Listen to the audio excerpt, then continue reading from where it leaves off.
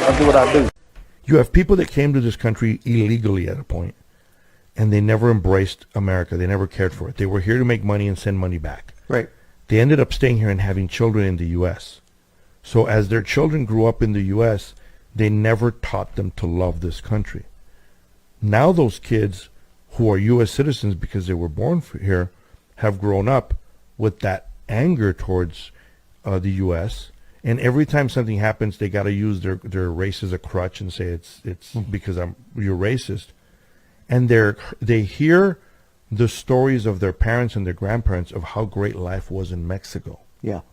But they've never been to Mexico. And if they have, it's been for little vacations. They don't understand what it is like your power went out, or your Wi-Fi doesn't work, Right. or the toilet ain't working, which would have been a disaster for me today. Let's just clear that up. Full circle. Thank you, Art. Would have been a disaster. All they know is their parents told them everything was great over there. Right. And then they look into their own, prison history of, the Aztlan overtake. Yeah. And how this land was theirs. And then when you tell them it was bought and paid for by the U.S. after the Mexican-American War, and they say it was forced. Dude, let me tell you something. If I'm in a war with you, and I want to take your land, Right. and I just whoop your rear end Yeah. from the north of California to the southern tip of Arizona, I'm not paying you for the land. You have people that came to this country illegally at a point, and they never embraced America. They never cared for it. They were here to make money and send money back. Right. They ended up staying here and having children in the U.S. So as their children grew up in the U.S., they never taught them to love this country. Now those kids who are U.S. citizens because they were born here have grown up with that anger towards the U.S., and every time something happens, they got to use their race as a crutch and say it's because you're racist. And they hear the stories of their parents and their grandparents of how great life was in Mexico. Yeah. But they've never been to Mexico. And if they have, it's been for little vacations. They don't understand what it is like your power went out, or your Wi-Fi doesn't work, Right. or the toilet ain't working, which would have been a disaster for me today. Let's just clear that up. Full circle. Thank you, Art. Would have been a disaster. All they know is their parents told them everything was great over there. Right. And then they look into their own, prison history of, the Aztlan overtake. Yeah. And how this land was theirs. And then when you tell them it was bought and paid for by the U.S. after the Mexican-American War, and they say it was forced. Dude, let me tell you something. If I'm in a war with you, and I want to take your land, Right. and I just whoop your rear end Yeah. from the north of California to the southern tip of Arizona, I'm not paying you for the land. You have people that came to this country illegally at a point, and they never embraced America. They never cared for it. They were here to make money and send money back. Right. They ended up staying here and having children in the U.S. So as their children grew up in the U.S., they never taught them to love this country.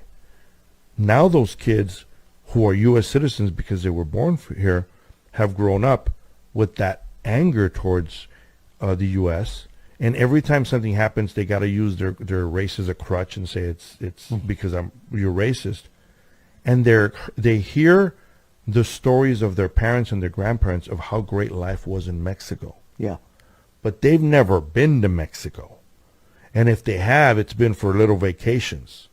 They don't understand what it is like your power went out, or your Wi-Fi doesn't work, Right. or the toilet ain't working, which would have been a disaster for me today.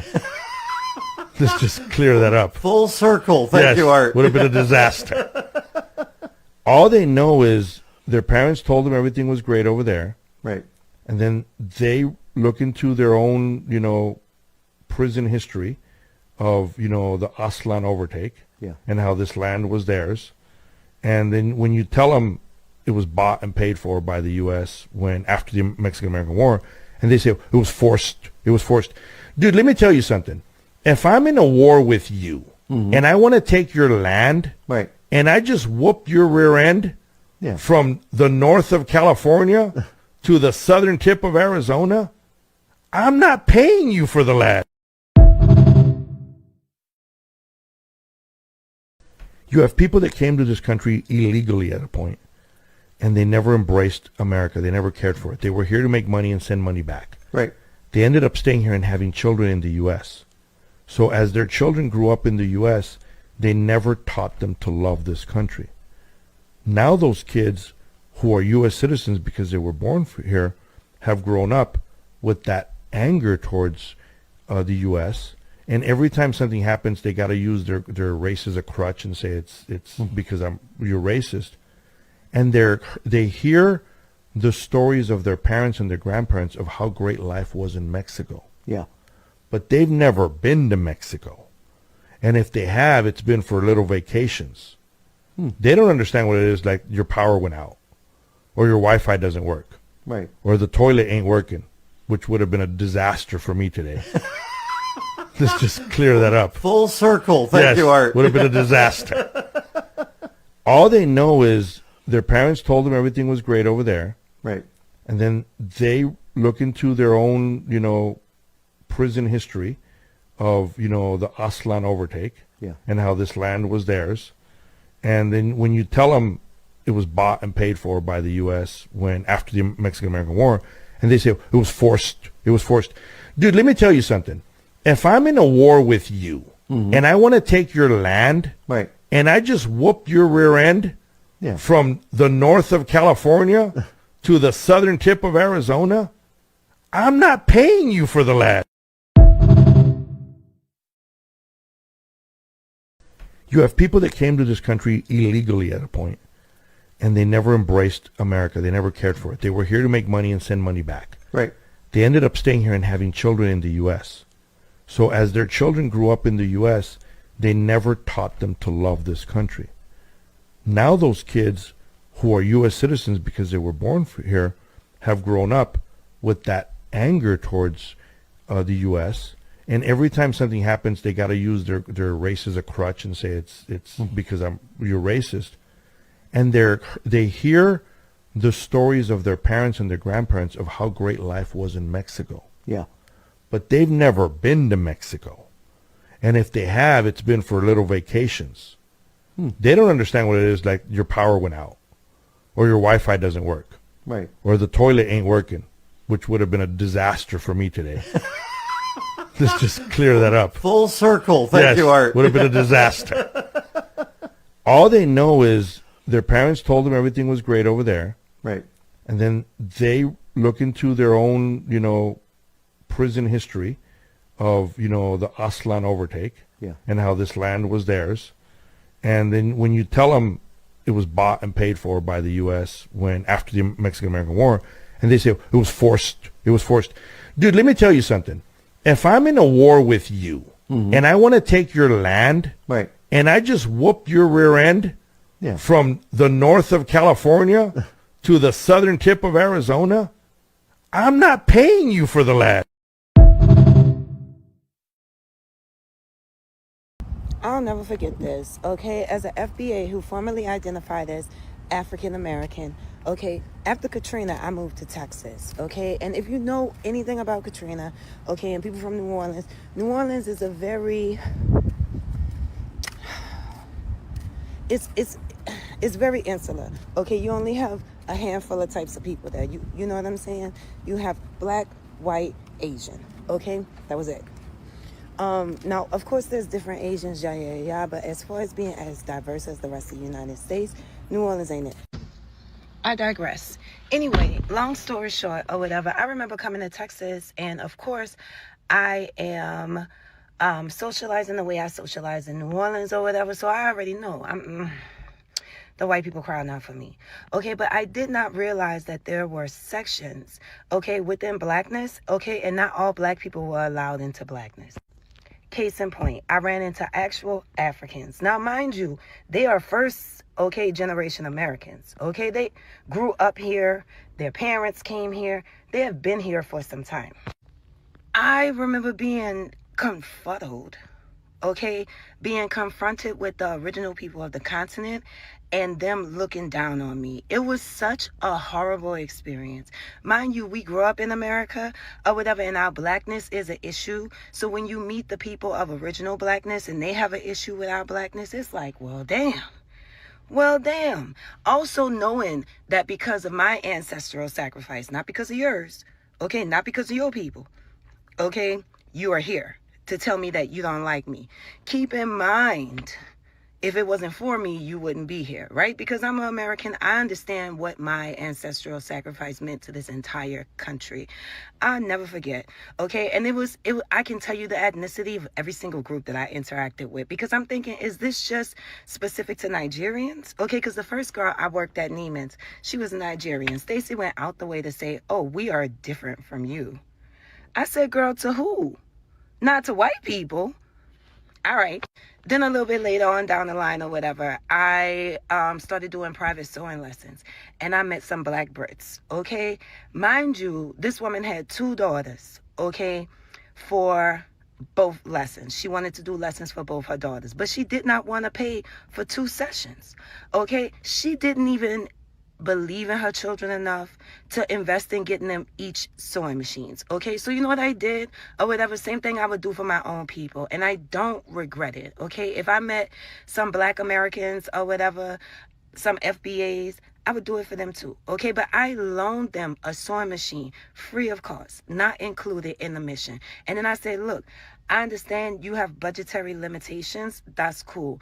I'll go ahead and allow both of them to take 1 lesson course, but I'm not splitting my time. They got to share the same hour. Okay, if you don't want them to have separate supplies, cool. Then they have to share the same lesson. So I'm losing money off the rip, right? Or whatever. Do you know? This lady treated me so horribly. And then when I told her I didn't want to teach her children anymore, I don't feel like I'm the instructor that best suits their needs. She gonna say, well, it's because your people are lazy. Lazy? Third and foremost, or whatever, I was working as a uniform attendant at a uniform shop, and we were doing alterations for police and army uniforms. Okay, and it was this girl who worked there. Never forget it. Okay, her name was Joy. We gonna say that, okay? Because I don't want to say her true name or whatever. And she was so sweet, son. We would be in that bitch, black people laughing at everything. And she's like, okay, I'm like I was 30 something, late 30s. She was early 20s. Okay, and she just happened to ask me how much I got paid, and I started after her, and I told her. Okay, mind you, they was paying her a whole $2 and some change, something less than me. And I went and I told her, I was honest with her. I said, you need to go ask them people for a raise. They playing in your face. Me thinking it's community. Okay, boom, I go talk to her about it. She go talk to them about it. Eventually, she get a raise. Okay. Further on down the line, we talking at work, we sewing or whatever, and she mentioned or whatever that, because your people don't have no culture. I said, well, what about your culture? She said, yeah, my people from Tanzania. I said, cool, my people from Louisiana. Oh, but that's not a culture. And Tanzania is? She said, oh, well, we can hang out, but my mama said that I'm not allowed to go to your house. Mind you, she like 23, 24, 25. What? At that point, I said, babe, don't even worry about it. Don't even worry about it. Okay, because it's several things I was dealing with in that space or whatever, but like also it was important for me to just say, you know what? The guardrails that you have up against my people is fine. I'm fine standing behind them, okay? And it's weird because y'all have all types of names for us as black Americans. But to be honest with you, we don't have no cultural name. We don't have no cultural slang to describe Africans. So it speaks a lot about us as a people versus them. And I'm going to say this until I'm blue in the face. In Africa, it's cool to do the tribalism. That's normal. Okay, Nigerians versus Ghanaians. Okay, this group versus that group or whatever. Like, we have large populations or whatever and cultural identities just like them. The only difference is theirs are called countries and ours are called states. Black Americans don't beef with each other like that. We don't go, oh, I'm black and you from Tennessee and I'm from Nashville, square up. Nah.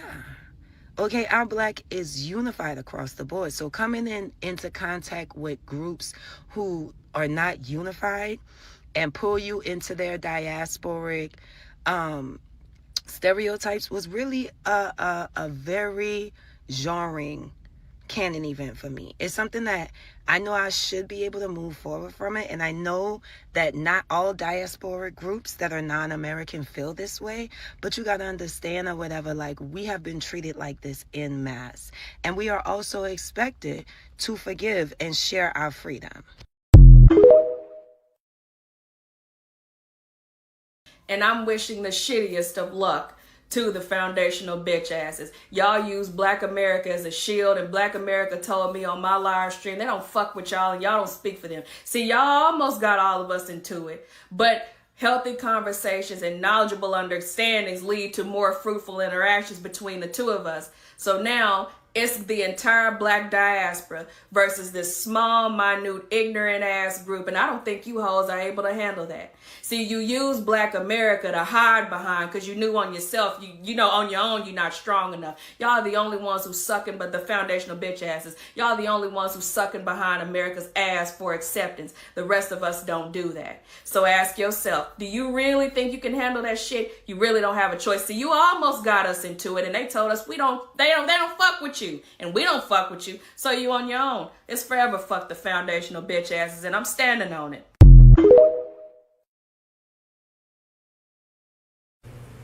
What the hell is wrong with these entitled Africans and Caribbeans and immigrants that think that they are Black? You are African. You are Caribbean, just like we are American. Did you know that 92% of Black people's blood in America is native?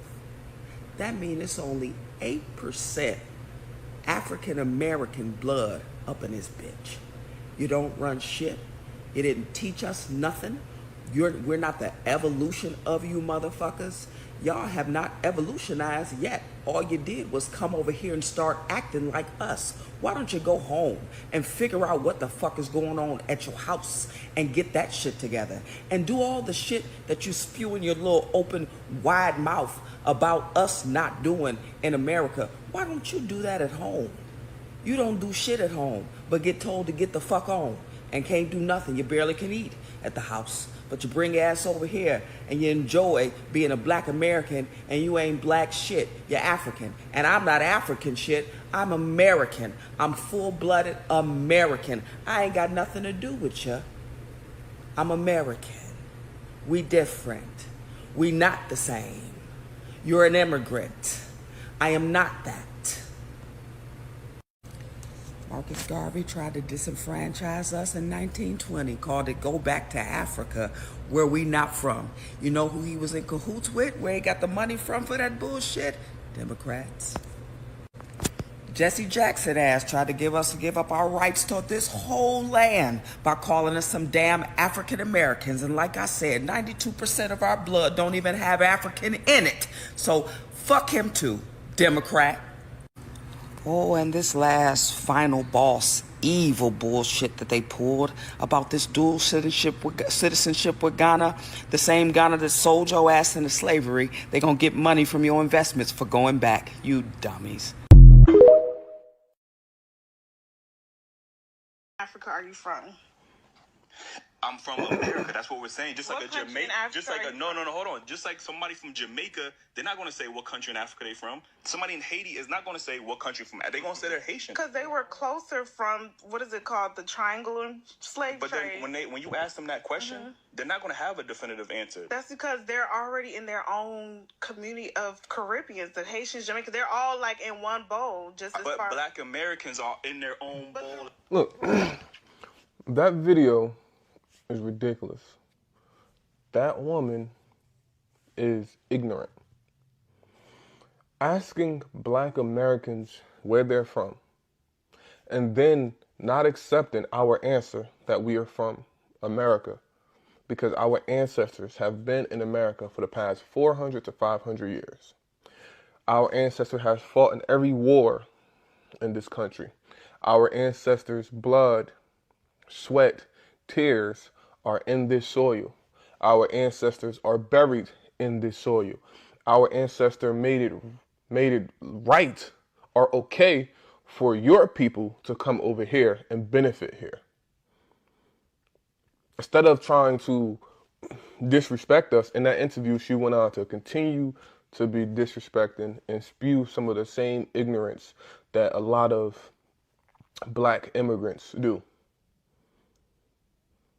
when they should be thanking us that they're able to flee from their countries instead of fighting in their countries, building up their countries, getting what they deserve in their countries. They flee from their countries, come to here where we fought and we made it okay for you guys to benefit here. Instead of thanking us for that, applauding us for what we've done and that allowed you to come here and benefit, instead of thanking us, you continue to disrespect us. And then he asked her, why don't you ask Jamaicans, Haitians that? She said, because they have their own bowl in the Caribbean, talking about their culture. Like black Americans don't have our own culture here. Black Americans have a multiplicity of cultures in America. American culture is black culture.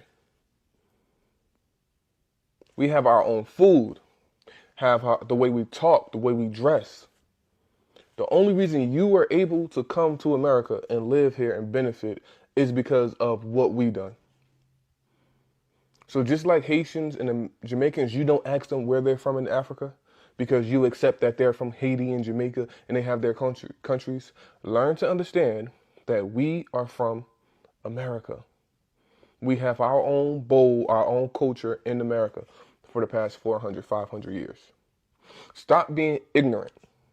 At this point, you guys are being willfully ignorant because all the anti-black American things you have in your heart. It's ridiculous. And for one, I'm sick of it. That's why I'm not for the whole all black people come together. No, because until y'all learn to respect us, we have to gatekeep.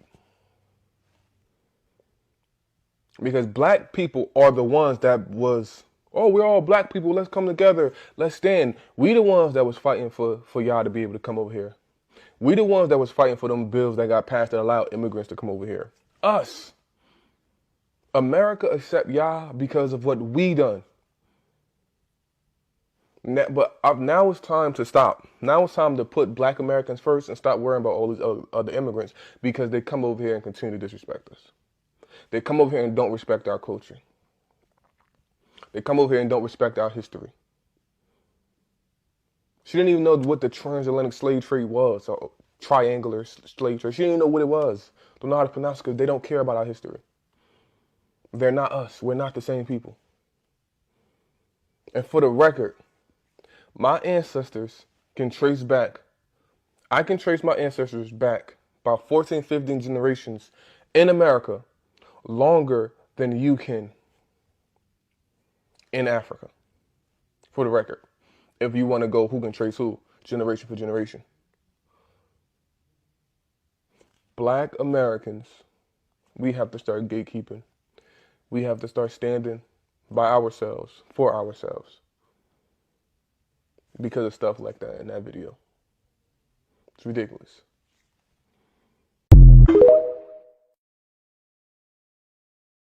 Try to tell me if y'all ever seen this. So I was applying for a job last night, and you know when it comes to asking you what's your ethnicity, your race, or whatever, right? So they had Black, African American, and then under that it was like subset. So I'm like, what the hell is this? They had broken it down to like if you are a descendant of slaves, like basically Black American or not. I have never seen that on the job application. Let me know if y'all ever seen nothing like that. Like, I'm like, why did they break it down like that? Are they trying to have accurate numbers of like, no, these are number of Black Americans we're hiring versus Black immigrants? What's your views on Tariq Nasheed? Because he's got this thing called Foundational Black American. Yeah. What is that about? Because I feel like that's pure division, if I'm not going to... It is. But I get it. I don't agree with it, but I get it. This is what it is. There were too many black people from outside Africa, from outside America, going to America and playing the arse. And what it is African Americans spotted this and spotted that there's a consistent pattern. Black Caribbeans, black people from Africa going to America and being the arse. And what the FBA agenda is putting up a wall and saying, no, you guys can't be a part of this if you're going to be on that, raccoon train. When you say playing the arse, what? Because from what I know, a lot of Africans, a lot of Caribbeans who go there, academically, they're surpassing them. And also business-wise, they're surpassing them. So who was playing the arse? When they then use that to say, well, that means that you African Americans are lazy. Ah.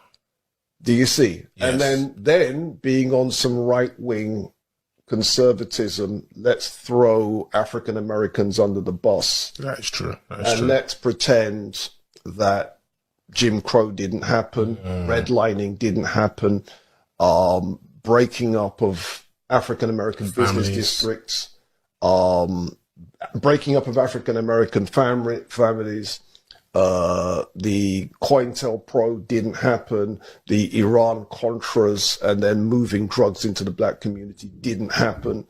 Yeah. And there's a whole list of things continuing right up until now that the American government has done to African Americans. And so for those black people recently arrived from outside America, you all didn't face any of that. So of course you're going to be doing better than African Americans. Yeah. But not all of them can be affected by this. There's always got to be certain people who rise above it, regardless of what the situation is. It's just the natural nature thing. Weeds grow through gardens, you name it. Mm-hmm. Why do you think it is that a country like Jamaica or Africa, where they too have had their deprivations, had their colonialism, had their slavery, why do they go somewhere and tend to excel amongst people who also have gone through it? Because you're not comparing like with like, that's why. Okay. A lot of us think we are comparing like with like. You're not. Let me explain. Generally speaking, Caribbeans in America, not the ones in the Caribbean, but the ones in America, will represent the top 10%. I see. So if you're really going to compare like with like, you have to compare the top 10% of Caribbeans with the top 10% of African Americans. Okay. And when you compare the two, the African Americans are slaughtering us, bro. It's not even close. It's a massacre. But what it is we compare the top 10% with your average African American. You're not comparing like with like. And if you compare your average African American, you're 51, you've got 1 to 100 and Mr. number 51. Number 51 is richer by a factor of 20 than your average Jamaican. Do you see? So what happens is it's a perception thing. Now let's be clear. We can all point to people from outside America, go to America and rise. Yeah. Colin Powell did that. Kamala Davy Harris has done that, whatever. But you can't pretend that's typical. Do you see? Yeah. But what happens is because we live in a world where people don't really have full pictures, you can take the exception, use that to smack around African Americans' faces. This guy just got off the boat. He's doing better than you. Not realizing, but for my man to have got on the boat in the first place, he wasn't typical of the country that he was coming from. He was in the top echelons of that country. Do you see? Yeah.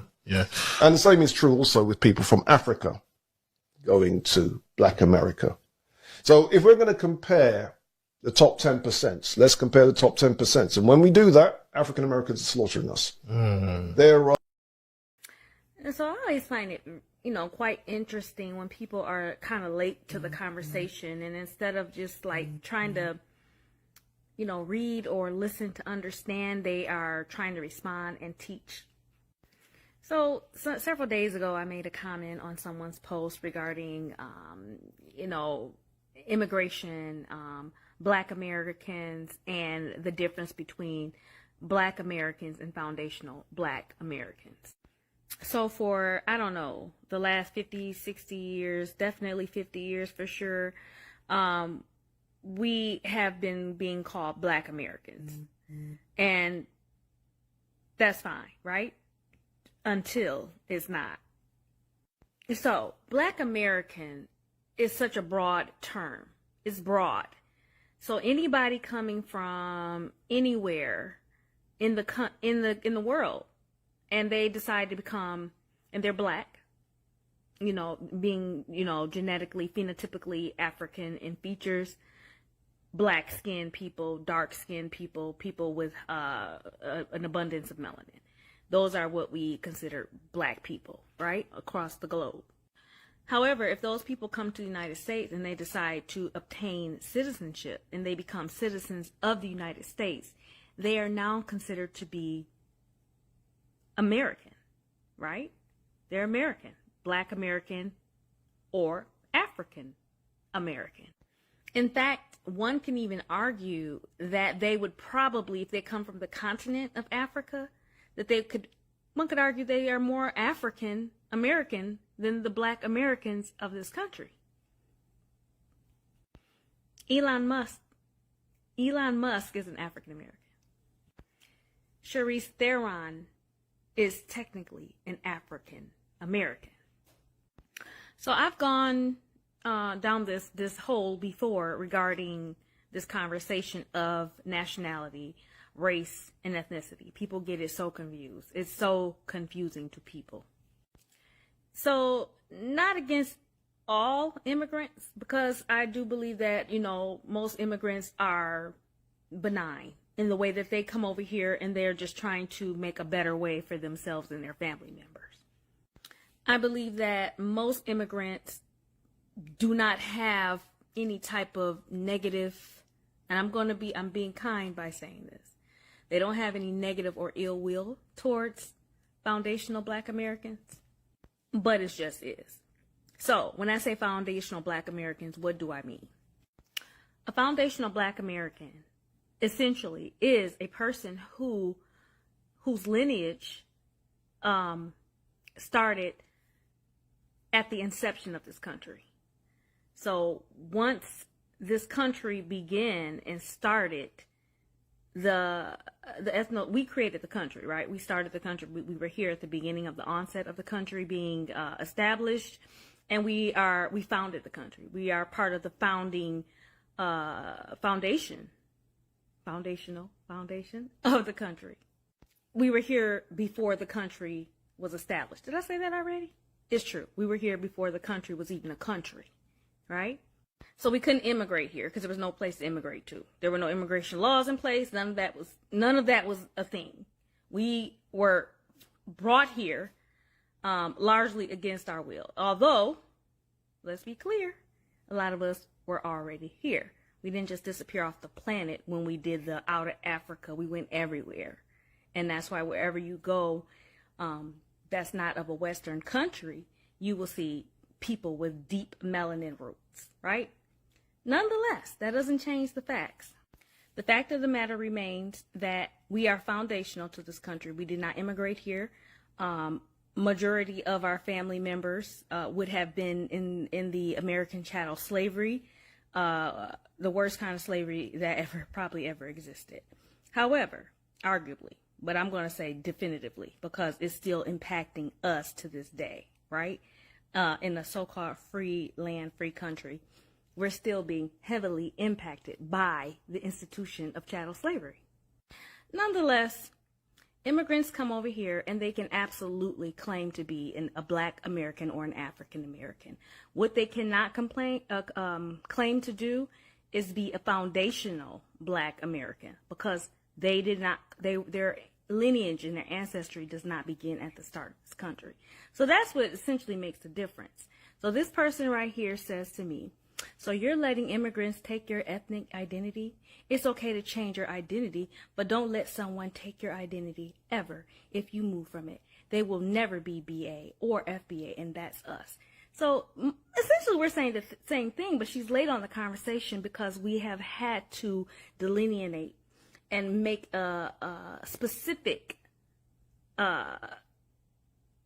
claim against our lineage. So it's not just Black American. We are actually foundational Black American. Those are not interchangeable. They are not the same things. They're not. Before we get started today, I want to make it perfectly clear. At no point in time is the FBA ever allowed on any of my social media. Don't come here. Until y'all change y'all views and stop with that bigoted rhetoric that anybody who is not of so many years of American lineage does not count as a Black person or American, you're not allowed here. You're not allowed on none of my social media. If you put disrespect in my comments, 10 times out of 10, you probably will get it right back.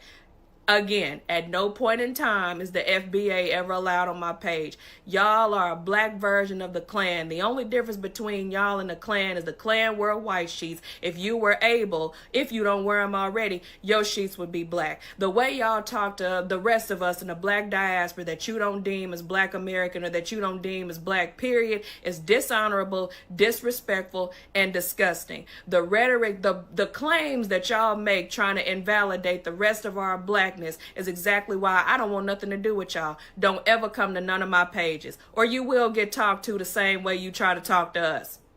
Fair is fair. So in doing a live this morning, I made a discovery, and the discovery, well, a lot of us made a discovery on this live. The discovery is that foundational Black Americans, ADOS, Black Americans, whatever you personally refer to yourself as, are not aware of the campaign against you when it comes to Black immigrants coming in this country. In other words, you don't know, Black Americans aren't aware of the campaign against them when it comes to immigrants coming in, as far as like white supremacists and other foundational groups that have proximity to whiteness. A lot of us, when we come here, are told a lot of negative things in this campaign, which is to stay away from them, not to date Black Americans, they're lazy, inherently violent, uneducated, things that we ourselves, well, I don't believe, and so on and so forth. And I think... and this happens especially when we're receiving accolades, right? When we're doing anything positive, it's always this quest to try to figure out, well, how is this person accomplishing this? When I bought my first house, I remember in the closing room being asked, like, you're not regular, like, you're not regular Black, right? Like, you're from somewhere else. I was 30. And throughout my life, that has been the theme. Anytime I've accomplished something, it's like to try to separate it from foundational Black Americans. Like, well, the reason this person accomplished this is because they're Haitian or African or Jamaican. And I guess in my quest to try to separate or to try to stop that or divide from that, I just started doing the whole, well, we're all the same. Well, we're all the same thing, because I personally do not like to be tokenized. Like, I think it's weird. It's uncomfortable. I think it's whack. And truth be told, I accomplished the things that I've accomplished, like from getting my master's to being able to purchase multiple properties to doing different things because I'm in this country. So it kind of bothers me to be a part of the campaign against, the FBA. In me doing that, I've kind of like chosen to assimilate and say, well, I'm a Black American of Haitian descent. And I realize now that that's offended a lot of people, and I can apologize for that, because that wasn't my intent. Because truth be told, it is easier in terms of like white supremacy to navigate being an immigrant. Honestly, I'm saying that wholeheartedly. And I don't want that type of privilege and tokenization. But I realized in saying it this morning, so many foundational Black Americans were like, that's not true, that doesn't happen. So I really would like for all of my Caribbean people, all my foreigners, to speak up. Have you, throughout your life, specifically Black immigrants, but any immigrant can chime in on this, have you been present or received information, negative information about foundational Black Americans, when entering this country and throughout your life in this country? Please let me know. And please let me know what you've heard. I want honest opinions, because I really want it to be understood, the divisiveness and who's creating the divisiveness. Y'all have a great day. I am not an African. I am a Black American. What that means is that my entire family has come from America. I am the descendant of people that were slaves. That's what that means when I tell you that I am a Black American. That means that the people that have been in my family for generations built this country. That means that my grandfather, who served in World War II, that helped fight and defend this country, and was, by the way, denied GI Bill benefits because he was Black, is a part of the history of this country. I am not Haitian. I'm not Nigerian. I am not from any of these other countries. I am a full-blooded 100% Black American. And what that means is that I will speak on Black American culture in any way that I please, but what I will also do is I will not allow for it to continue to be co-opted by Africans who come here with so many more resources than your average Black American does, try to wrap themselves up in our struggle, our oppression, our history, and try to co-opt every space that we have built for ourselves, like they've done in the destruction of the Essence Music Festival. So don't try to discount what I say and try to pretend that I'm Haitian or I'm not American or whatever. No, I'm 100% Black American. Black Americans have culture. I'm not talking about the people that come from like immigrant backgrounds. I'm talking about like historically Black American families. Do you believe that they have culture? I mean, I know there's certain cities that, you know, have culture, like New Orleans, New York, but what is some similarities that get shared across America as a whole? Like, I don't think that there's any, I guess, cultural similarities at all. Now, it's easy for me because, like, you know, my family comes from, like, I guess a more traditional country. So it's easy for us to see, like, you know, what our culture is, like, what traditions we have. But what, you know, I think that's the main piece that's missing from America. Like, what is America's traditional values in the Black families? Also, what traditions do Americans have? And this is an honest question. Like, I want you guys to let me know. Now, excuse me, I am tired of these people. You know why? Because they've been saying this stuff for decades. Now, if you ask the ordinary, man, this is too bright. If you ask the ordinary Caribbean, Hispanic, African, what culture is, a lot of them won't even have an answer to that. If they do, we already know that culture has everything to do with language, right? Music, because that's cultural expression. Your language, your dress code, literature, inventions, foods, all of the above. So y'all telling me that Black Americans don't have good food? Sweet potato pie, fried chicken, you name it, collard greens, mustard, potato salad. Oh my God, I'm getting hungry, but let's continue in that fashion. We created over 30 genres of music that is popular. Okay, we have the church that is traditional. We have Skelly, we have hopscotch, we got pity pad, we got spades. These are cultural things.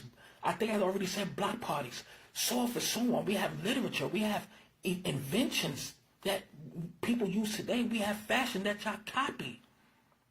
We have sneakers that y'all copy. Basketball is a tradition that we took over. Are you telling me that we don't have any culture? Hey, and I'm not going to forget family reunions. We have family reunions. I want to do an experiment, everybody. Let's all do an experiment starting today. This is 2025. Let's go back 100 years. Let's go. Picture, video, or whatever. For all of y'all, Hispanic, Caribbean, African, let's go side by side. Let's show everything far as culture, our culture, how we looked, everything, inventions, food, all of that, all of y'all. Let's do an experiment since we don't have anything, right? Let's do it from every day out the week, every week out the month, every month out the year, until this very moment. And let's see the culture that is more influential, that is more acknowledged around the world, who set the template for everybody, who kicked down the door for all of you cultured people to come here. Let me tell you something. Listen, ain't no other people that love their country than immigrants in America. I'm going to say that again. Ain't no other people that love their country so fucking much than immigrants who live in America. Why you funky niggas is not back at your country? I'm trying to figure this one out. Since y'all the best in our culture, why are you here dressing like us? Why are you talking like us? If we look at how all of y'all looked, even to how y'all people look in y'all country now, take away everything, take away Black American culture. What do you have? Y'all gonna have your own culture, which is fine. See, we respect people's culture. See, when y'all cross the line, then we have to go there. But I ain't even gonna go there. I'm gonna spare some of y'all, because some of y'all is eating y'all people in fucking, I'm not even gonna say the island. It's next to Dominican Republic. I can say so much. I'm not we not over here eating bamboo foot in the bush. We not eating giraffe neck. We not eating warhog tusk. Bush meat. We come on, family. Come on. Y'all really want to go there anyway. I think I'm talking too long. Hopefully the attention span is there. But only thing I'm saying is, Black Americans, we have to keep this going, delineate, because they think they're here to replace us. They think they are the better version of what black is supposed to be. They want to take and use and appropriate our culture and then tell us we don't have culture while literally looking just like us, dressing like us, slang like us, everything like us. And I be like, yo, are y'all literally mental retarded people? That's crazy. Something is mentally wrong with y'all. For the Caribbeans and Africans and Hispanics that is not like that, it's all love. But for the rest of you motherfuckers, nah, fuck y'all.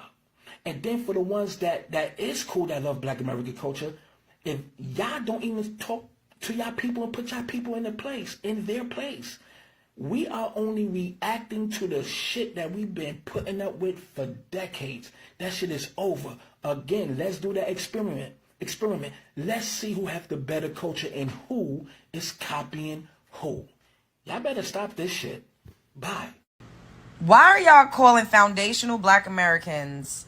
It's so weird to see Black people calling FBA a cult. Why are y'all calling foundational Black Americans a cult? Like, I don't get it. I don't call myself that necessarily, but I am one. If you were born in America, if your family has a long lineage here, then you are a foundational Black American. But I'm just trying to understand, why is everyone upset that we are fighting back against ethnic erasure? Everybody else is allowed to take pride in who they are and where they come from, except for us. Like, I'm watching videos. Y'all know I be scrolling, y'all be on these TikTok streets, and I keep seeing Black American people. They call them African Americans. Oh, I'm African American. Like, one guy literally said, being a FBA is of the devil. So it's demonic now to be a foundational Black American and to call yourself that. Like, what the hell-y? I keep asking you motherfuckers, How many generations does it take for you to be a part of a fucking region? How much blood needs to be shed on the land for you to be a part of the soil? Every person with melanin in America did not come here shackled on a fucking boat, smushed together like sardines. Millions of people would not survive that voyage in 2025. Use logic. Just because you don't agree with something does not mean that it's evil, demonic, or occult. Like, y'all make it seem like people that consider themselves FBA is out here posing imminent threats or causing harm to people. That's not what's happening. And I know people consider me that. People, like, I've had somebody say that I was a pretendian and all types of shit. Y'all ain't never hear me come up here and say I'm FBA, although technically, I guess you could say that that's how I identify. Y'all have never heard me get up here and say I was Indian. I just say my family been here. You all are continuously labeling people for taking up for themselves. Why the fuck? Like, could y'all answer? Is FBA a cult? And why are people saying this, especially Black Americans? It's fucking bizarre. Sprella Vista, Brooklyn Way. It's so. As y'all could see, she stated that ICE pulled up to her workplace where they hire nothing but Haitians. They took all the undocumented Haitians. They didn't take her because she was documented. So with that being said, what makes you believe that ICE is just going to randomly detain Black Americans for looking like Haitians when in her scenario, they didn't detain all the Haitians that are Haitians. They only took the undocumented Haitians. Y'all gotta stop with this fear mongering. And as ICE was removing the Haitians from her workplace, even her being Haitian, she didn't fight for those Haitians. She just let ICE complete their job, do their job. She didn't obstruct justice, and she's Haitian herself. Matter of fact, she's like, look, I got my citizenship. Y'all need to do the same thing. Like, she happy she in a safe space. Like, ICE try harder. You got them, but not me. So she clearly separate her status from their status, and they're all Haitians. Once again, y'all got to stop with this fear mongering. To America against our will. So, man, tell this immigrant baby our ancestors fought for us, FBA, and even for him to be here talking our language. FBA is foundational Black American. Even your cult leader admits that we're the descendants of slaves brought to America against our will. So weird that you're trying to pretend to be indigenous now, which is weird, which makes no sense, bro. Like, why? And our language, English, isn't your language. That's white European people's language. Everyone has a language. Yours isn't English. Your original language wasn't English. That's Europe's language, brother. Do you know who also speaks this language still? Multiple Native American tribes. Why don't Black people speak a Native American language? Mainly because we're not Native American, brother. Accept the fact that you're African and move on. It's weird to see this online still. Grow up. You can't play pretend anymore. You're an adult. Man, I swear you can't make this stuff up. So I don't know where my grandparents came from. You're saying that Black Americans, we don't know where our grandparents came from. I don't think that some of you guys know how ridiculous you sound when you're making statements like this. First of all, one of my grandfathers is actually still alive. Okay, so I know him very well. Most of my, I think on both sides, my great-grandparents are from Texas. And then I think before that, I think that they were in Texas. And I think they pretty much been in the southern parts for generations. So we know where we're from. I mean, at least I know I do. I mean, I'm pretty sure most Black Americans know where their grandparents are from. Like, pretty sure. I don't know where this notion of, like, we don't know who we are or what we are. Like, why do people, like... I don't get that. Like, how can you not know who you are? Like, how can you wake up every day and look at yourself in the mirror and say, I don't know who the hell I am. I'm just a lost puppy. I'm just a lost orphan. I have no idea what or who I am. I have no history. I have no knowledge at all. I just woke up one day and I existed and I just don't know where I came from. Like, y'all just sound absolutely ridiculous. Just because we're not from some specific country in Africa and we have other DNA from across the world doesn't mean that we don't have an ethnicity, doesn't mean that we don't know who or what we are. Like, we're our own ethnicity from America. I love my Black American people. However, to compare a group of 45 million people living in a section of a country versus a continent of about 2 billion people is far stretched. What is Nigerian culture? What is Yoruba? I don't know. That's why I'm asking.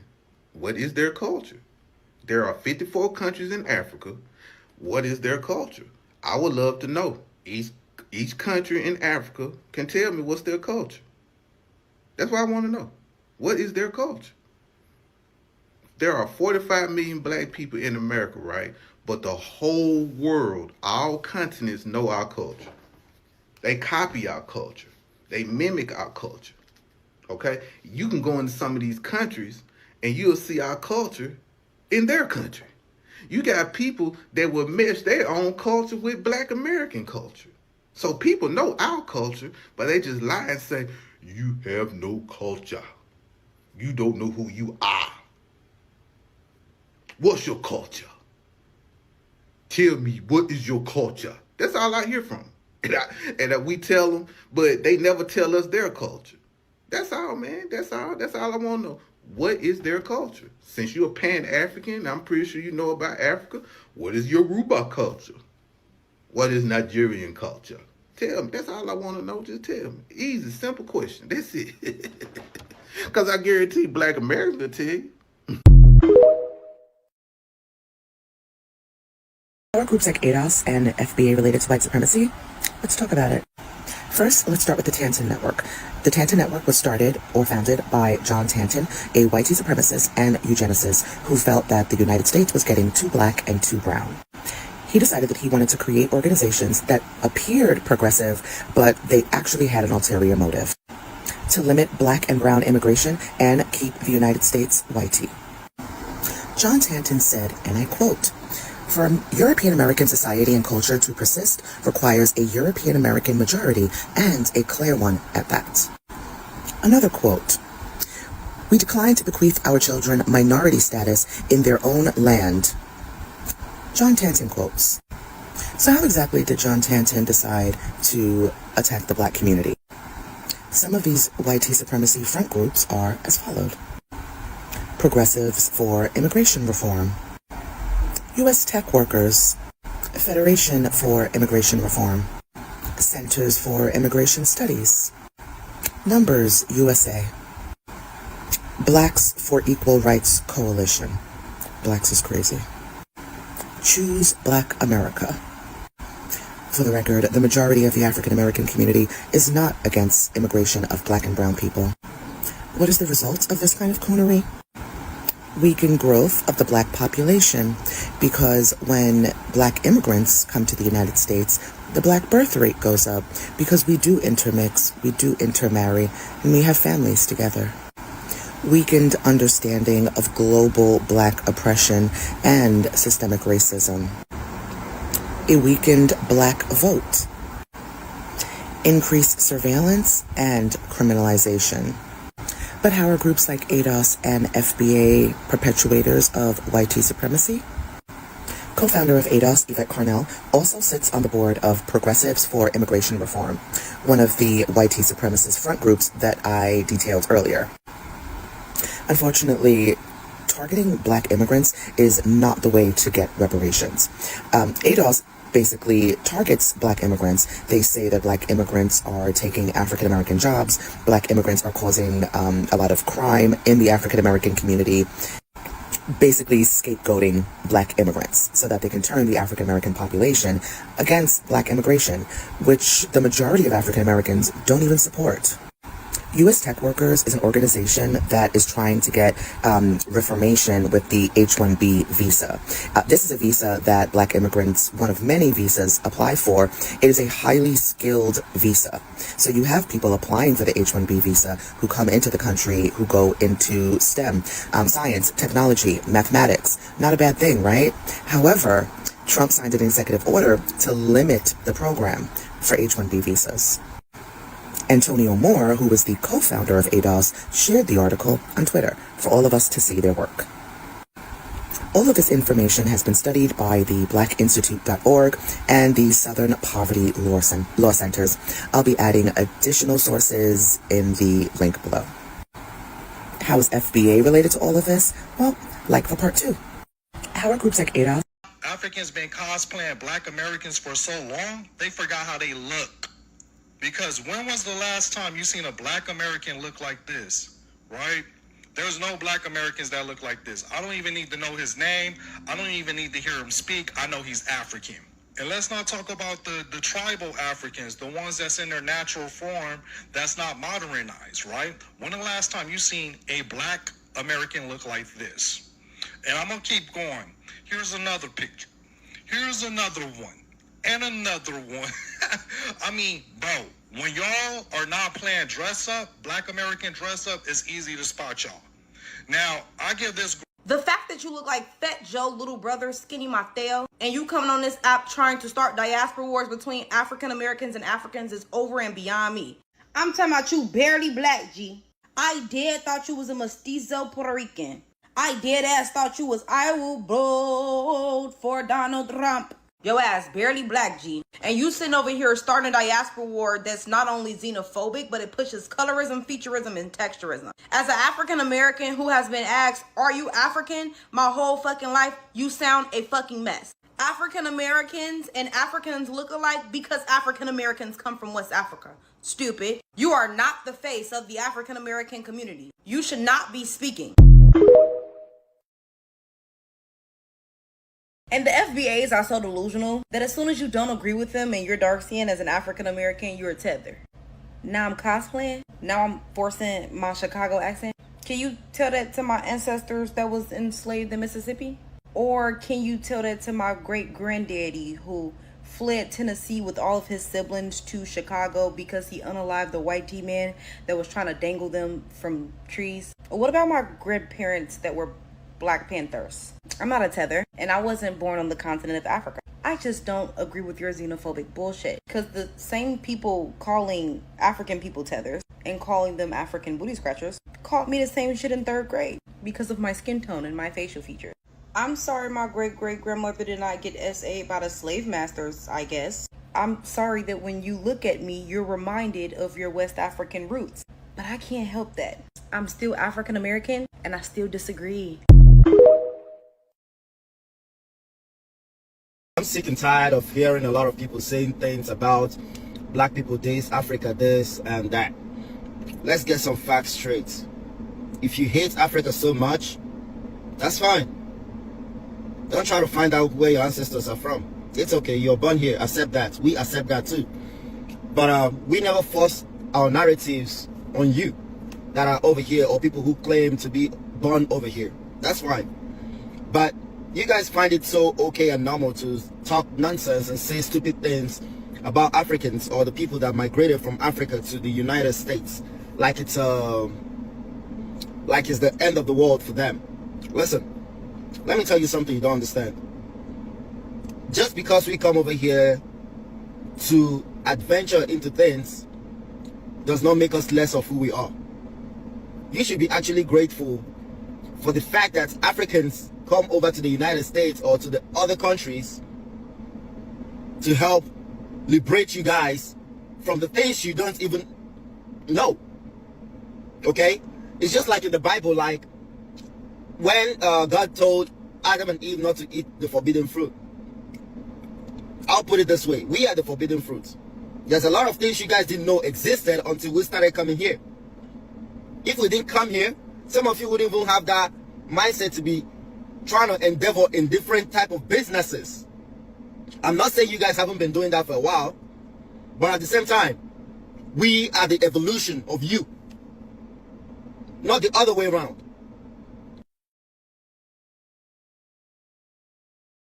What? I'm gonna try to remember everything he said. The first thing he said, if y'all notice, he said people who claim to be born here. First he said, oh, the people who are here, and then he said, or who claim to be here, or people who are born here who claim to be born here. What do you mean claim to be born here, nigga? We're here. We've been here for hundreds of years. Hundreds and hundreds and hundreds of years. And then he said where your ancestors come from. I don't think a lot of Africans realize that Black Americans can trace our ancestral lineage farther than y'all can. Like, I'm in the early 1800s right now. That's where I'm in. I'm in like the 1810s right now with my ancestral lineage. So most of y'all can't trace your lineage back. Some of y'all don't even have birth certificates. Some of y'all they didn't even have paperwork in the 1800s for your homelands. You can't trace your lineage back 200 years. You can't trace your lineage back 300 years. A lot of Black Americans can. We can trace our lineages back hundreds and hundreds of years. You can't. All you can do is put your saliva on a piece of paper and believe 23andMe whenever they tell you where you come from. World, then congratulations, you've officially been assimilated into the American identity. Pat yourself on the fucking back. If you made it this far into the video, go ahead and comment a middle finger emoji because fuck America and its exceptionalism. Okay, so she basically saying fuck Black America too. Okay, now number one, notice that this stupid bitch is in America. This bitch is not in her country. She got all them fucking flags in the background. This bitch is not in America. She's not, or I'm sorry, she's not in her home country that she claims to fight for so bad. And the next point I want to make is, if all of these tax dollars are going to destroy these people, why the fuck aren't y'all fighting back? Why the fuck do y'all keep fleeing? Why did Black America, who was in the belly of the beast, why did we fight back? Why do we have, I really want to understand. I think it may be a DNA thing going on. Why did we have such a rebellious spirit to fight back against these people and actually win and fight for our freedom, and y'all don't? Or at least not consistently. That's my genuine question. Why have you people not fought back against your oppressors that you claim are oppressing y'all so much? Why are y'all not fighting back? Why? And then the next point is, no, being born in America doesn't make you better, and it don't got shit to do with being born in America. If you can't trace your family lineage back to the mid 1800s, and you can't trace your family lineage back to 1776, you are not American. I don't care if you are European and your family came here from the early 1900s, you're not an American. Sorry. I don't care if you an African. I don't care if you a Caribbean. I don't care if you a Latino. Damn sure ain't no Americans. You're not American unless your lineage can trace back to the 1850s, 1860s, and if you want to go further, 1776. I will say this forever. Sorry, you're not an American. Paperwork don't make you American. It's bloodline. We're not saying that we're better. We're saying that we're different. So watch your fucking mouth and respect it, because we have these people in history that have done things from inventors to people that have created culture to people that have fought for the masses. Like, we have these people in our lineage, and we have historical context to it that we can actually claim. What the have y'all done? What the name a fucking Kenyan that has done anything comparative to a Malcolm X or to a Shahrazad Ali or to a Fred Hampton? Name them. Name them. I'm talking about people who have done things for the world, not just because they're in their individual little area. Nah, these people that I named, they've done things that help the entire world. They've benefited everybody, that benefit off of these people. Not some local little man that's been in your area, that was in your village or in your country, and that helped those people over there, which is cool. Nothing wrong with that. Shout out to them. I'm talking about that has specifically historically changed the world worldwide. And don't bring me Nelson Mandela. That was one man, and I'm talking about, give me the equivalent of a Nelson Mandela again and again and again and again, like us. With 1.4 billion, you would think it'd be thousands and thousands and thousands and thousands of Nelson Mandelas. Fuck out of here. A lot of the Black American civil rights leaders and inventors and intellectual property, people with intellectual property, name them. I watched this video of this African lady raised in Kenya education system, and she was saying how, like, growing up in the school system, they were very confused about the little bit that they taught them about Black Americans and slavery. They were so confused. And she said that they keep us ignorant to each other's suffering, Black Americans and Africans. They keep us ignorant to each other's suffering to create division. So now here we have the Africans coming over to America and America possibly about to open up to the Africans our money, the money that belongs to Black Americans. The ignorance that they keep both parties with not understanding the other people's suffering. This lady was saying how, even when she visited America, she did not understand us because she did not understand what our ancestors have endured, some of our ancestors. Now with further education and knowledge of the American history, now she sees us. And I believe this goes on with any race, not just Africans versus Black Americans. I believe the reason we treat everyone the way we do is because we lack understanding. We lack understanding of each other. The Chinese lack understanding of the Africans. The Africans lack understanding of Black Americans. Black Americans lack understanding of Islanders. Like, we all just lack understanding. We lack understanding due to our lack of proximity to one another. If we all were in more proximity to each other, if we all were closer with one another, where we shared stories, shared experiences, and brought people into our lives, we would have better understanding of each other. And we would see each other more on a human level than divided by our colors. We need to talk about the rise in Black American nationalism and the Black American nationalist to white supremacist pipeline. Yes, white supremacist.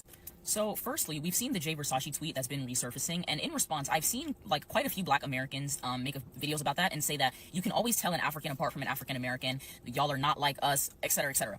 And before I even get too deep into that, I really want to ask you guys, what is the purpose of making that distinction? Why are you guys fighting so hard to make this distinction in 2025? Don't tell me that is reparations, because that's a really stupid answer. And just to speak to that point, Africans are very diverse looking people.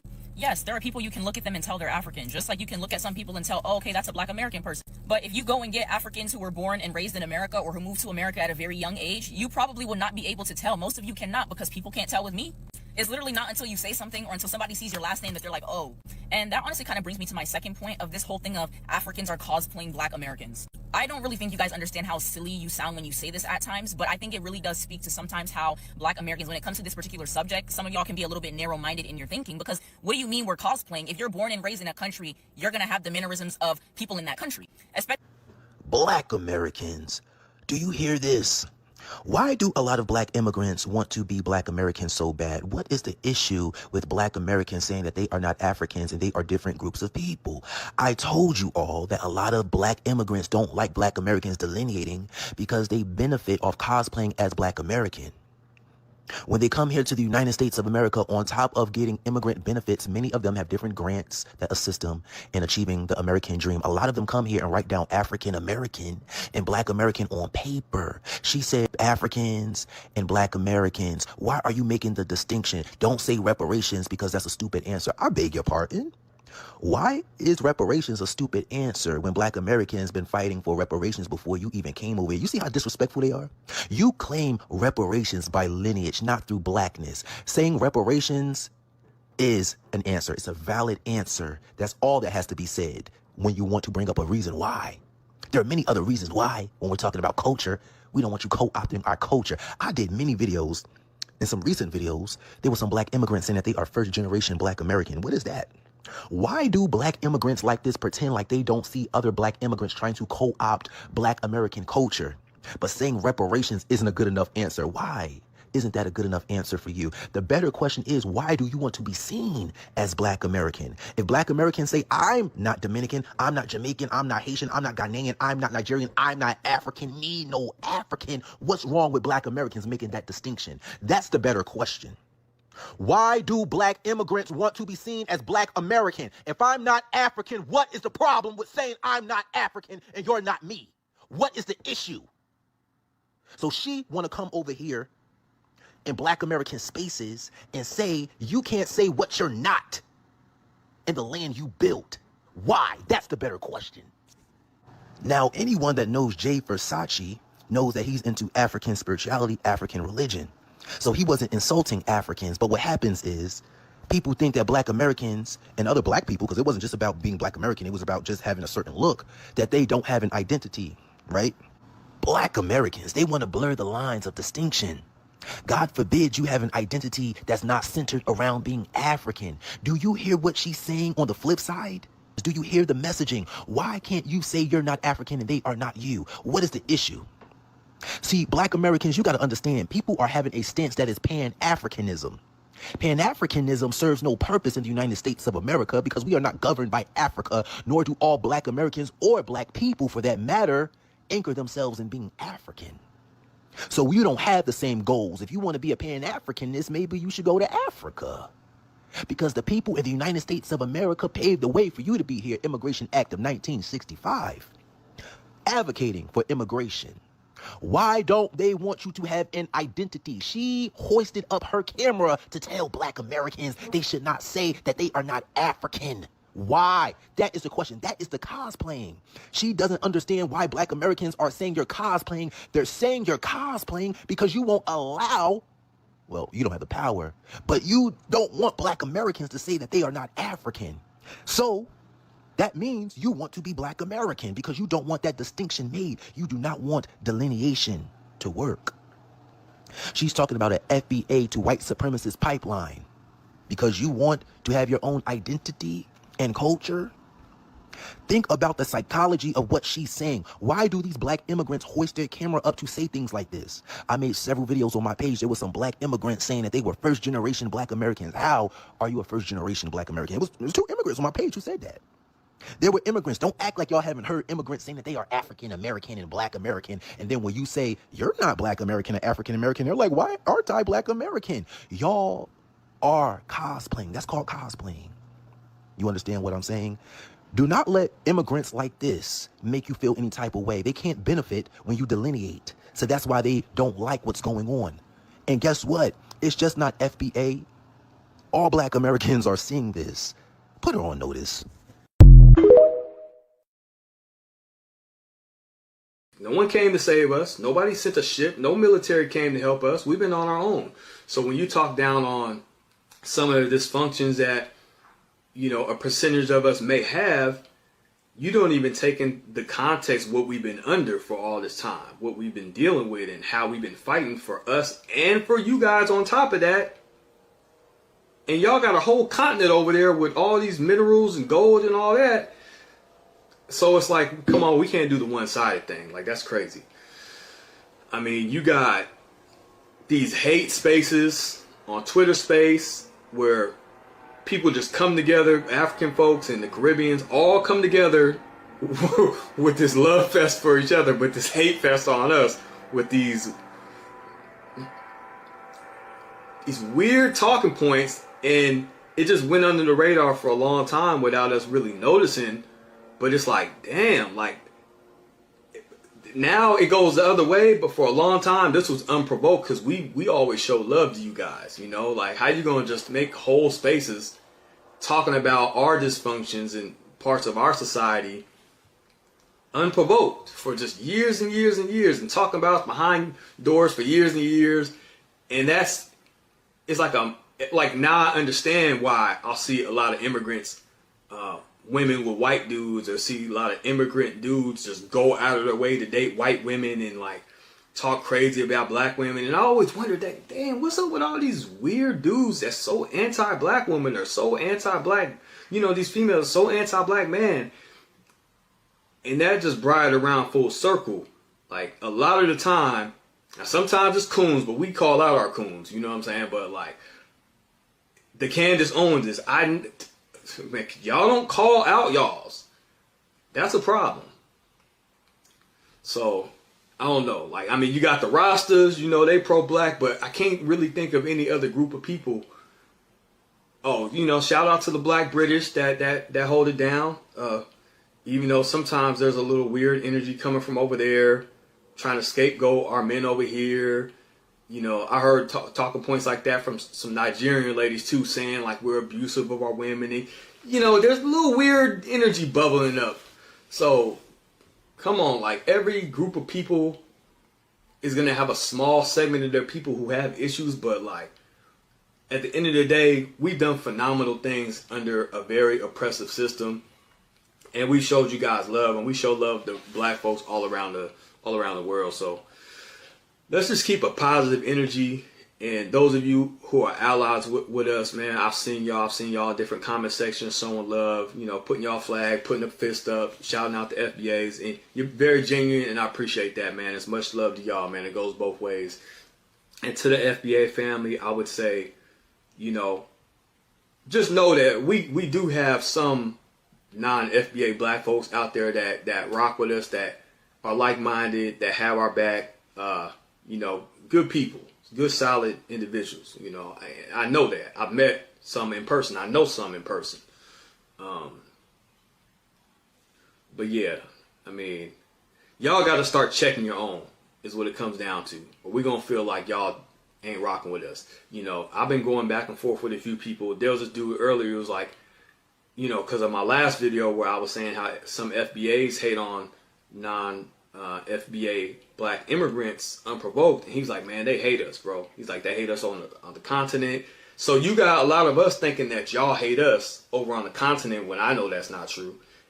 And then a lot of us now responding to these basically years of neglect probably have people on the continent thinking that we hate them, which is not true. We just don't like people who come here and try to sabotage us politically and hate on us.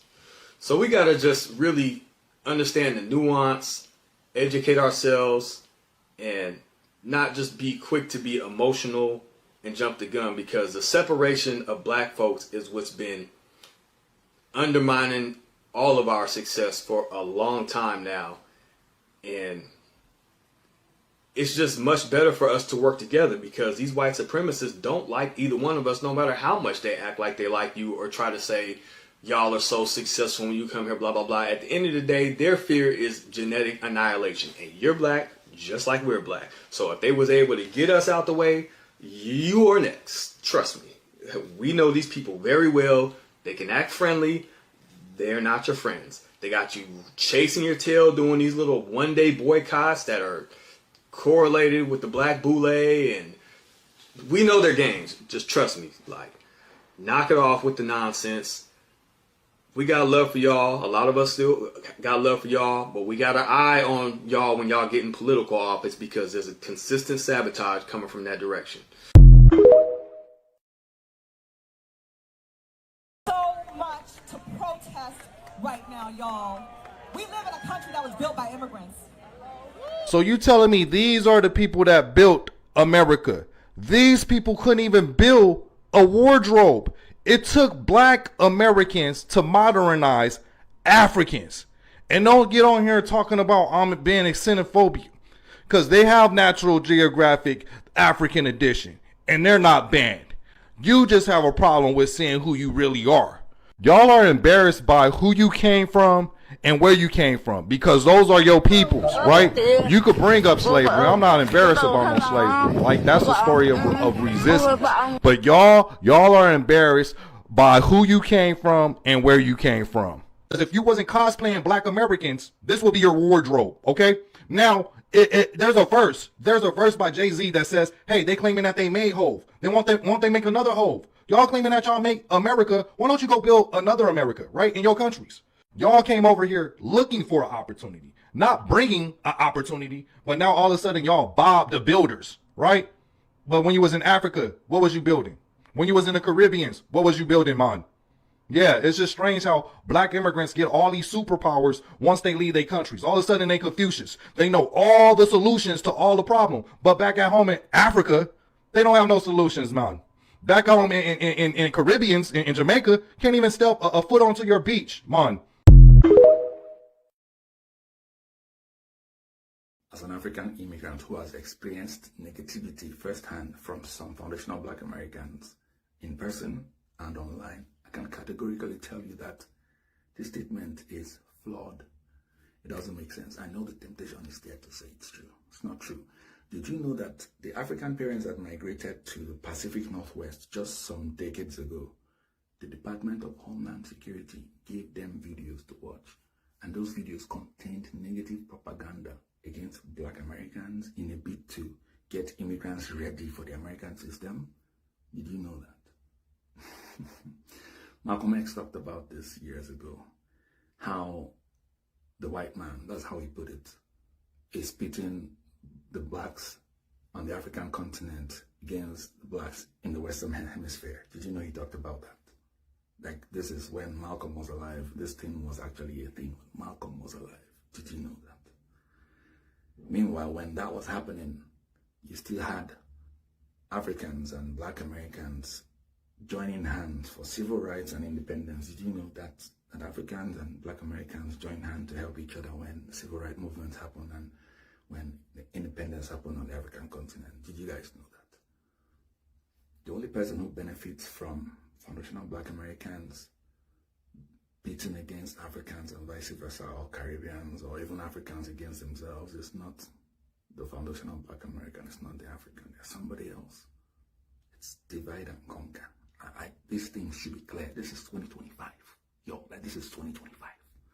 And people who use phones are still, it's you, like, how? Come on now. Come on now. We should be smarter than this. Should be smarter than this. Even the first time I learned about the American Colonization Society, ACS, that happened in the 1800s, I think 1817, and I read about it, I was a bit enraged at first because it was basically Black Americans who moved to Africa to colonize Africans. But when I looked deeper, American Colonization Society was owned by white people. The concept was not clear. They lied to these Black Americans and said, oh, the Africans are enslaved, they are not educated, they are crude, they are not civilized. Go and civilize them. That was the lie they told Black Americans.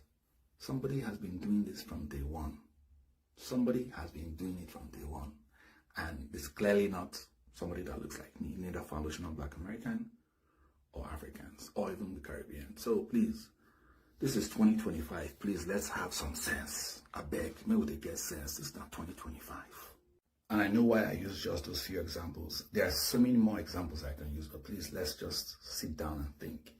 It's always some group that is pitting us against each other. If it's not through American Colonization Society, it's through the Department of Homeland Security when you touch down, or it's through movies like Kinta Kunte and Roots, something, or the other one, Sugar Hill. It's somebody that's clearly not like this. So please, let's be smarter.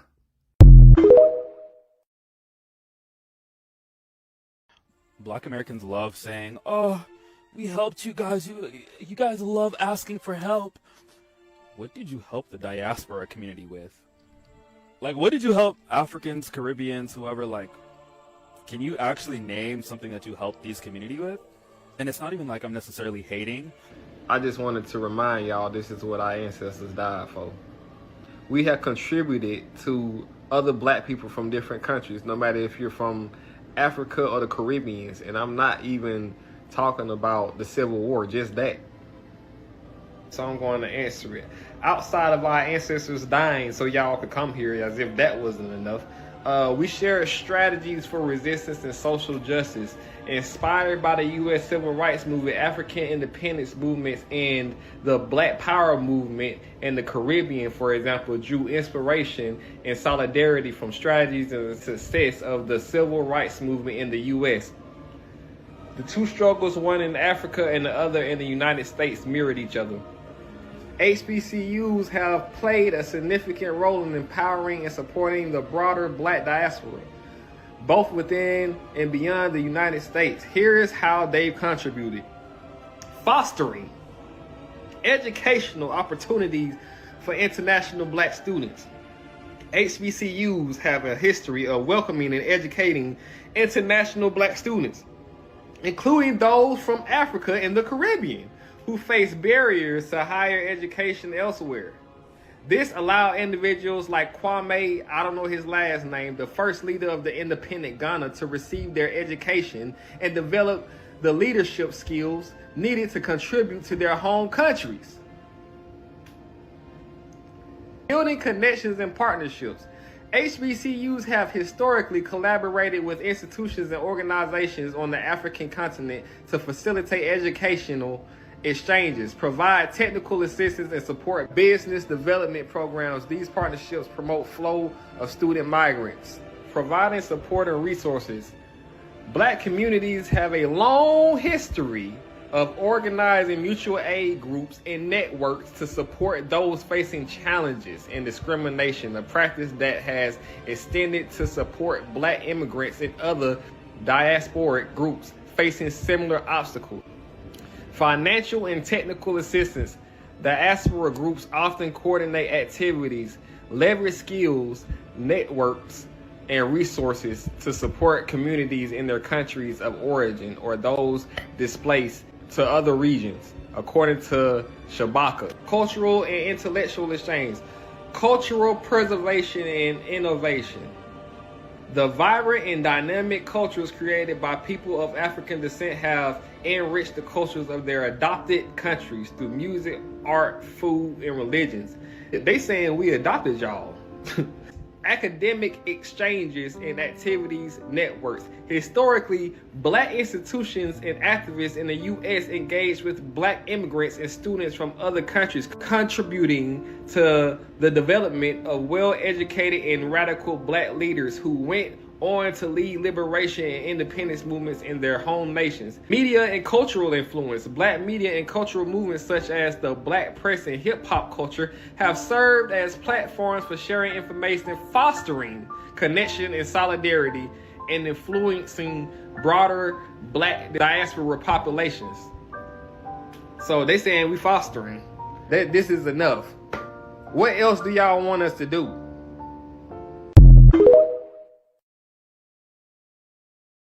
Welcome back to Dispelling the Mischief with Ish. On today's episode of Dispelling the Mischief,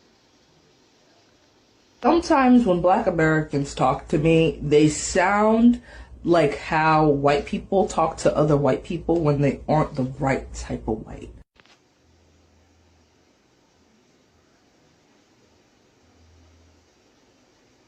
what?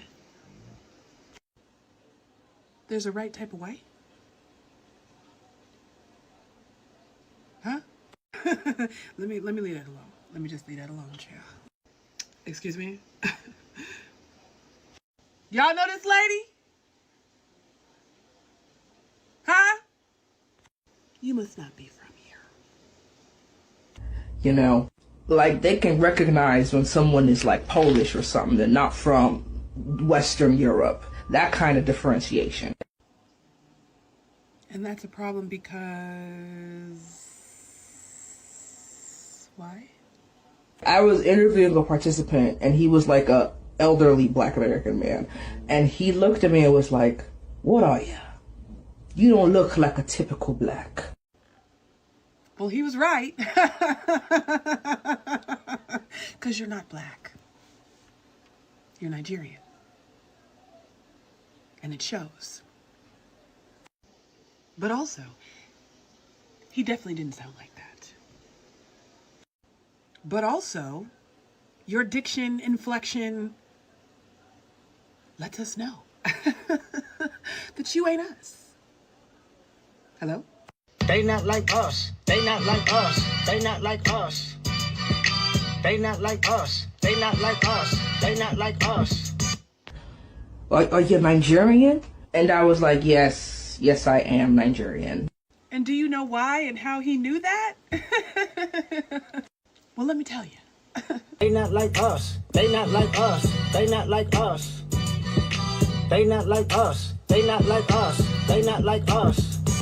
And then he replies, yeah, I could tell. I could tell there was something different about you. You know, so I'm very good at recognizing that. Do you not understand phenotypes or what?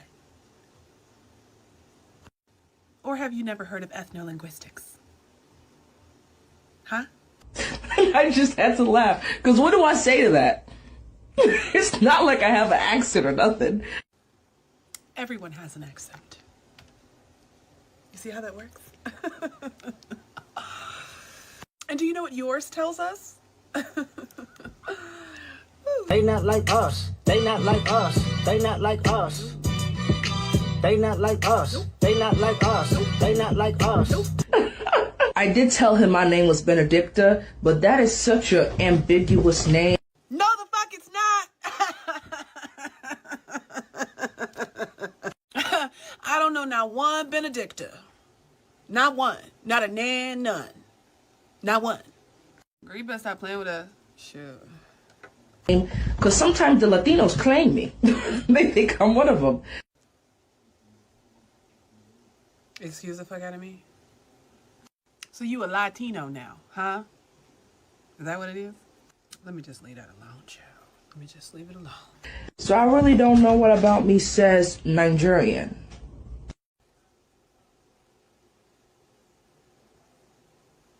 You really don't know?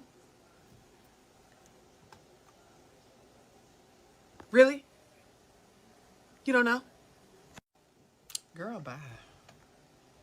Not like us. They not like us. They not like us. They not like us. They not like us. They not like us.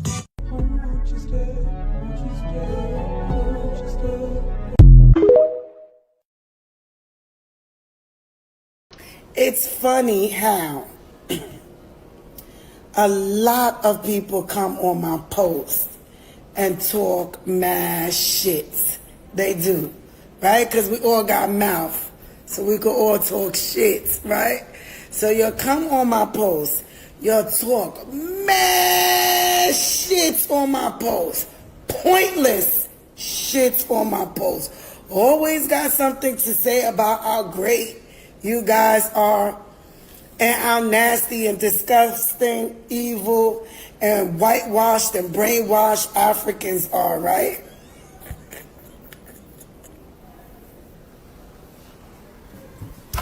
But what's so funny is, I'm the type of person, before I talk shit to people, I go on their page. I try to learn a little bit about them, right? Even if I gotta keep strolling, I know you'll see me on your page. I know you'll see me. And some of you guys, even though you talk mad shit on my post, some of you guys post, I can't help but to like the post, right? Because my heart is not made like that, right? I'm not made with the disgusting, nasty hearts where I just gotta rah at people and pretend like I'm so much better than them, right? Oh, I like this light right here. And act like I'm so much better than them. I don't have to do that. So I go on most of you guys' posts and I go strolling. And I found out a lot of you guys are trolls. Yeah. A lot of you guys are AI. A lot of you guys got nothing going on. But what is so crazy is the people that I do find their page and they do got something going on, now I understand why you guys are so hateful. I really understand it. I really do. I mean, I would be mad too. I would really be mad if I lived a lot of you guys' life. A lot of you guys got nothing going on. Not a thing going on in your life. So what that tells me is,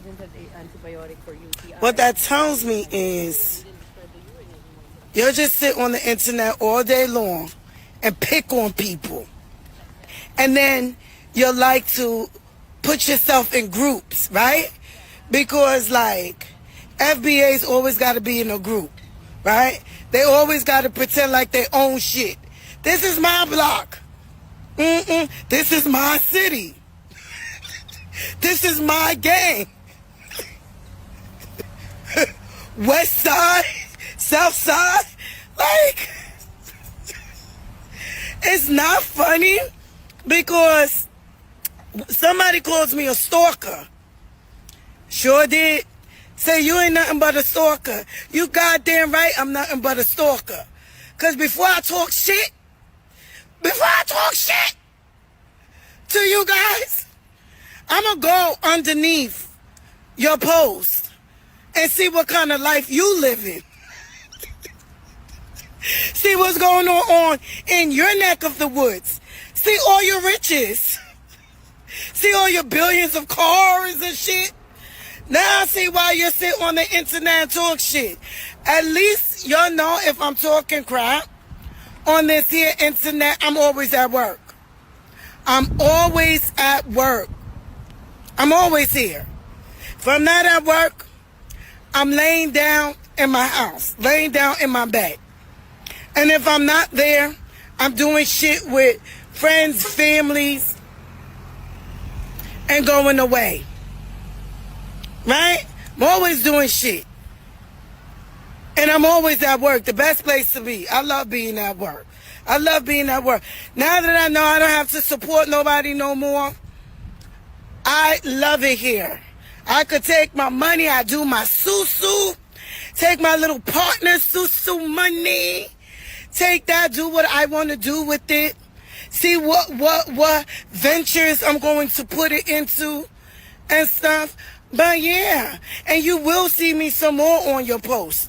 You will, because every time you talk crap on my posts, I'm going to write to look or in your posts or in your shit, or to see what kind of life you got going on that's so great, since you like to sit high and look down low and act like you're better than Africans. You will never be better. You will never be better. Because when I see your big nose, I see your perky lips and your dark skin, or your light skin, or your caramel skin, or your red skin, or your albino skin, I see me. I see me. Yep, I sure do. I see me. And I don't look like them Africans. The nasty, stinking Africans. I don't look like them. Bitch, you wish y'all look like me. But you do look like me, though. And nothing about me is ugly. I don't give a damn. I don't give a damn. Don't give two shits or Z formation. When I see you guys, I see me. You may look at yourself and let your mirror lie to you, and let your mirror tell you when you see yourself in the mirror, you don't see an African person. I don't give a fuck. But I will stalk your page. I will go all in the crevices of your life to see the great life you guys are living. And honestly, you ain't living shit. The people that comes on my post, not all, because some of them I do like. But a lot of you guys need to take care of what's inside the home and in your background before you always start posting about, oh, your dollars ain't gonna make no money, your dollars ain't gonna do this, oh, you're not even educated, yeah. Black Americans is one of the highest educated people in, yeah, because you're mixed with Caribbeans and Africans. Mixed with Caribbeans and Africans. That's why your numbers are high.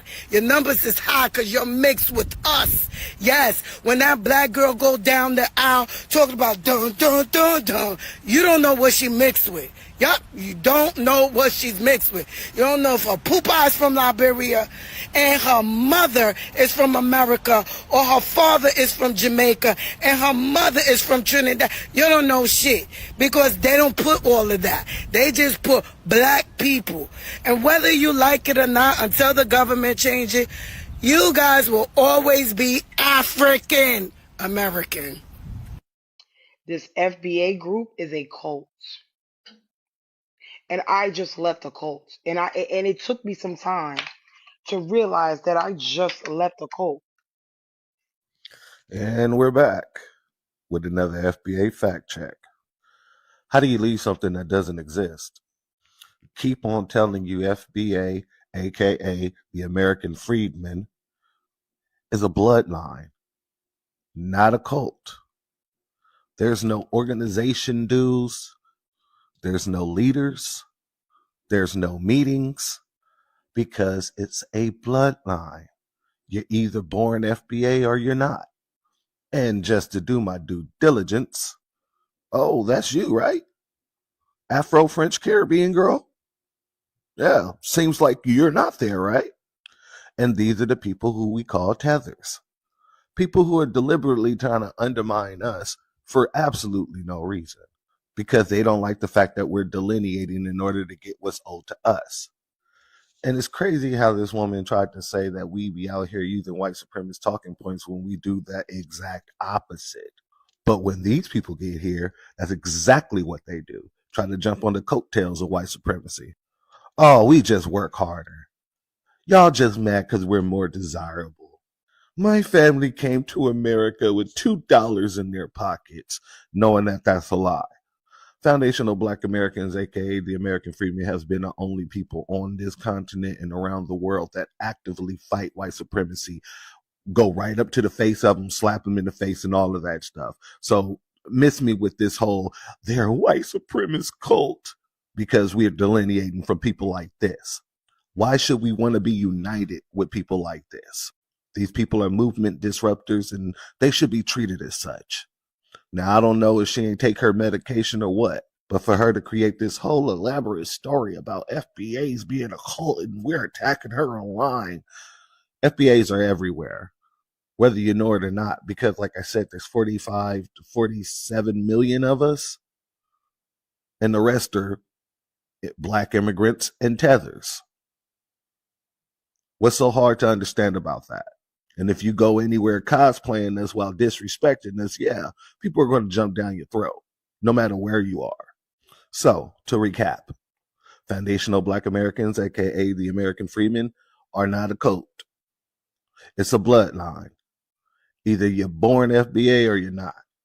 And all the people who aren't, who's out here claiming us to be a cult, understand why they're doing that. Because they stand to benefit more from us being Pan-Africans than to be people who go out to do for ourselves. All right, you folks have a beautiful day now. Latinos, Africans, and anyone who is foreign, keep y'all head up, okay? That's why I make these videos, to uplift us, okay? While they rejoicing in deportation efforts and all of that, they're facing the highest eviction rates that they've ever faced. The only way that they can have a fair chance is to hope that we get deported, because we came to this country, we did what needed to be done, and we made the best out of the efforts and the benefits that they ignored. They were born here and they weren't ahead of us. We came here and we passed them. And instead of them taking accountability, black and white, they always want to log in and shit on us. Baby, it's so damn hot outside. They're facing evictions left and right. Black Americans, indigenous Black Americans, I want to start out by saying happy 4th of July, happy Independence Day. The 4th of July is tomorrow, and I believe all Black Americans should be celebrating because you have birthright citizenship. You have the 14th Amendment. Now on to the topic. Immigrant 007 is frustrated and she's lashing out because it was declared by law that the 14th Amendment and birthright citizenship belongs to Black Americans. But Black Americans told everybody this from the get-go, from Jump Street. So now, because you can't leech off of the birthrights and the laws of Black Americans who paved the way for Immigration Act of 1965, allowing all immigrants to come over here, because you can't leech onto these things, now Black Americans are poor and they're about to get evicted. Now, despite having a specific gripe with a demographic of Black Americans, Immigrant 007 attacks all Black Americans. But Immigrant 007 always plays this kumbaya game, talking about Black unity. You understand what I'm saying? Do you guys see what's going on? That when you can't leech off of Black Americans, you want to lash out at Black Americans. Let me say it again. When you can't leech off of Black Americans, you want to lash out at Black Americans. You want to talk about how immigrants can come to the United States of America and basically, I guess in her words, I'm paraphrasing, surpass Black Americans. But you receive government handouts. You're only over here because of Black Americans. Immigration Act of 1965, 14th Amendment, birthright citizenship, which is now null and void. Now, this same Immigrant 007 often talks about erasure of other cultures while she sits on her channel wearing blue contacts, enabling the erasure of beautiful Black people, enabling white supremacy by way of white beauty standards, wearing blue contacts. I believe she's actually selling them and promoting blue contacts. So how does that make sense? Yes, Actually, they're more blue than green, but I get paid, okay? That's an Asian company that I've partnered with for over 5 years. I get paid to wear those. You don't make no money hating. You need to focus on the business that pays you. Hating on me don't put no money in your pocket. I know you wish you could. You can't get a brand collaboration for a piece of toilet paper. Why are you clocking colored contacts? You have to be very careful who channel you frequent and their message. What is it about? See, on my platform, my message is anchored in Black Americans and indigenous Black Americans are living in our variable. We want certain things by lineage. And oftentimes people like this undermine what we want. And then they want to play disingenuous, guys. Look, at the end of the day, the chips are going to fall where they may. Happy 4th of July. Happy Independence Day. Wait a minute. One last thing. Speaking of the 4th of July and Happy Independence Day, if you don't like the United States of America, you can always go back to your land. I mean, a lot of you fought for independence. Or did you? Did you leave your land and come to the United States of America where Black Americans fought for independence? Did you achieve independence in your land or did you flee it? Did you flee your land? Did you achieve independence? That's the question for the 4th of July, everyone. That's the question I want to be answered for all Black Americans and all Americans. If you are not American, if you don't have citizenship here, did you achieve independence in your land? Because if you did, why aren't you there? Or did you flee your land for independence that Americans and Black Americans fought so hard for in our variable, the United States of America? And I thank you. Happy 4th of July. Happy Independence Day. This is Kenada Way. I'm not gonna lie, so many of y'all be bullshitting when y'all say, oh, we can easily tell the difference between a Black American and African, because no, you can't. Y'all keep calling me Black American, even though I keep telling y'all I'm Sierra Leonean. I'm Sierra Leonean American. Do I gotta be like, kushe, anybody? The body go, And now some of y'all about to go out your way to be like, nah, I could tell you're African. Yeah, I know. And Creole tribe, look, we were slaves that were in America that got sent to West Africa. And honestly, that shit is also starting to get rooted in white supremacy, bro. Because y'all will literally, like, start worshiping lighter skin when y'all say shit like this. And for the fellow dark-skinned brothers, bro, listen, some of y'all could keep lying to yourselves, but listen, we grew up, went to school and shit. A lot of y'all was getting called African and Haitian as, like, an insult and shit like that. I know you're gonna try to act like it didn't happen now and shit like that, but...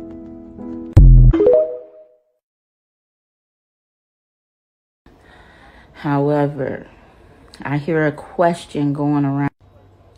Immigration, riots.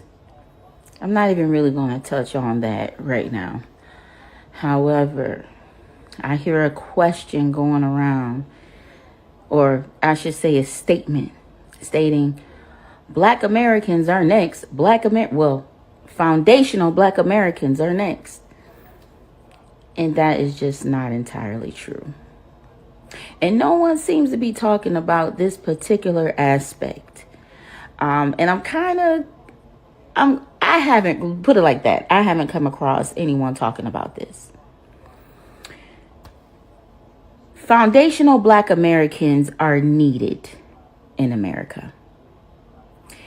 And I know this is a difficult concept for a lot of people whose ancestors came over to America, let's just say between the 1970s, 1980s, and current, from all different types of countries, Africa to Mexico to Venezuela to Guyana to Vietnam. I mean, the list goes on and on and on. How many people come to America? The Arabs. It's truly amazing how not many people understand the dynamics of white and Black America. Foundational Black Americans are needed in America.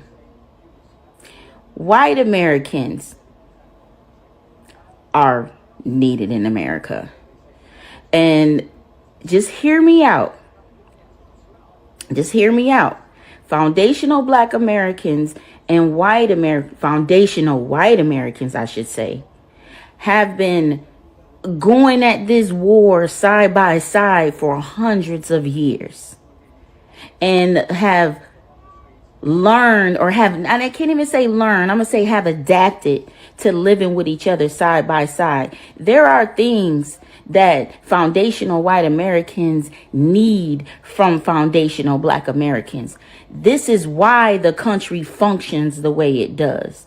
This is why we have all these freedoms and resources and all these things that other people, want to come over and take advantage of.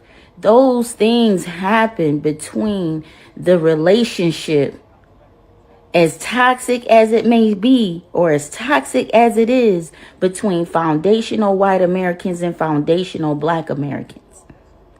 Throughout the history of America, which a lot of, unfortunately, immigrants who come over from different countries do not learn and understand.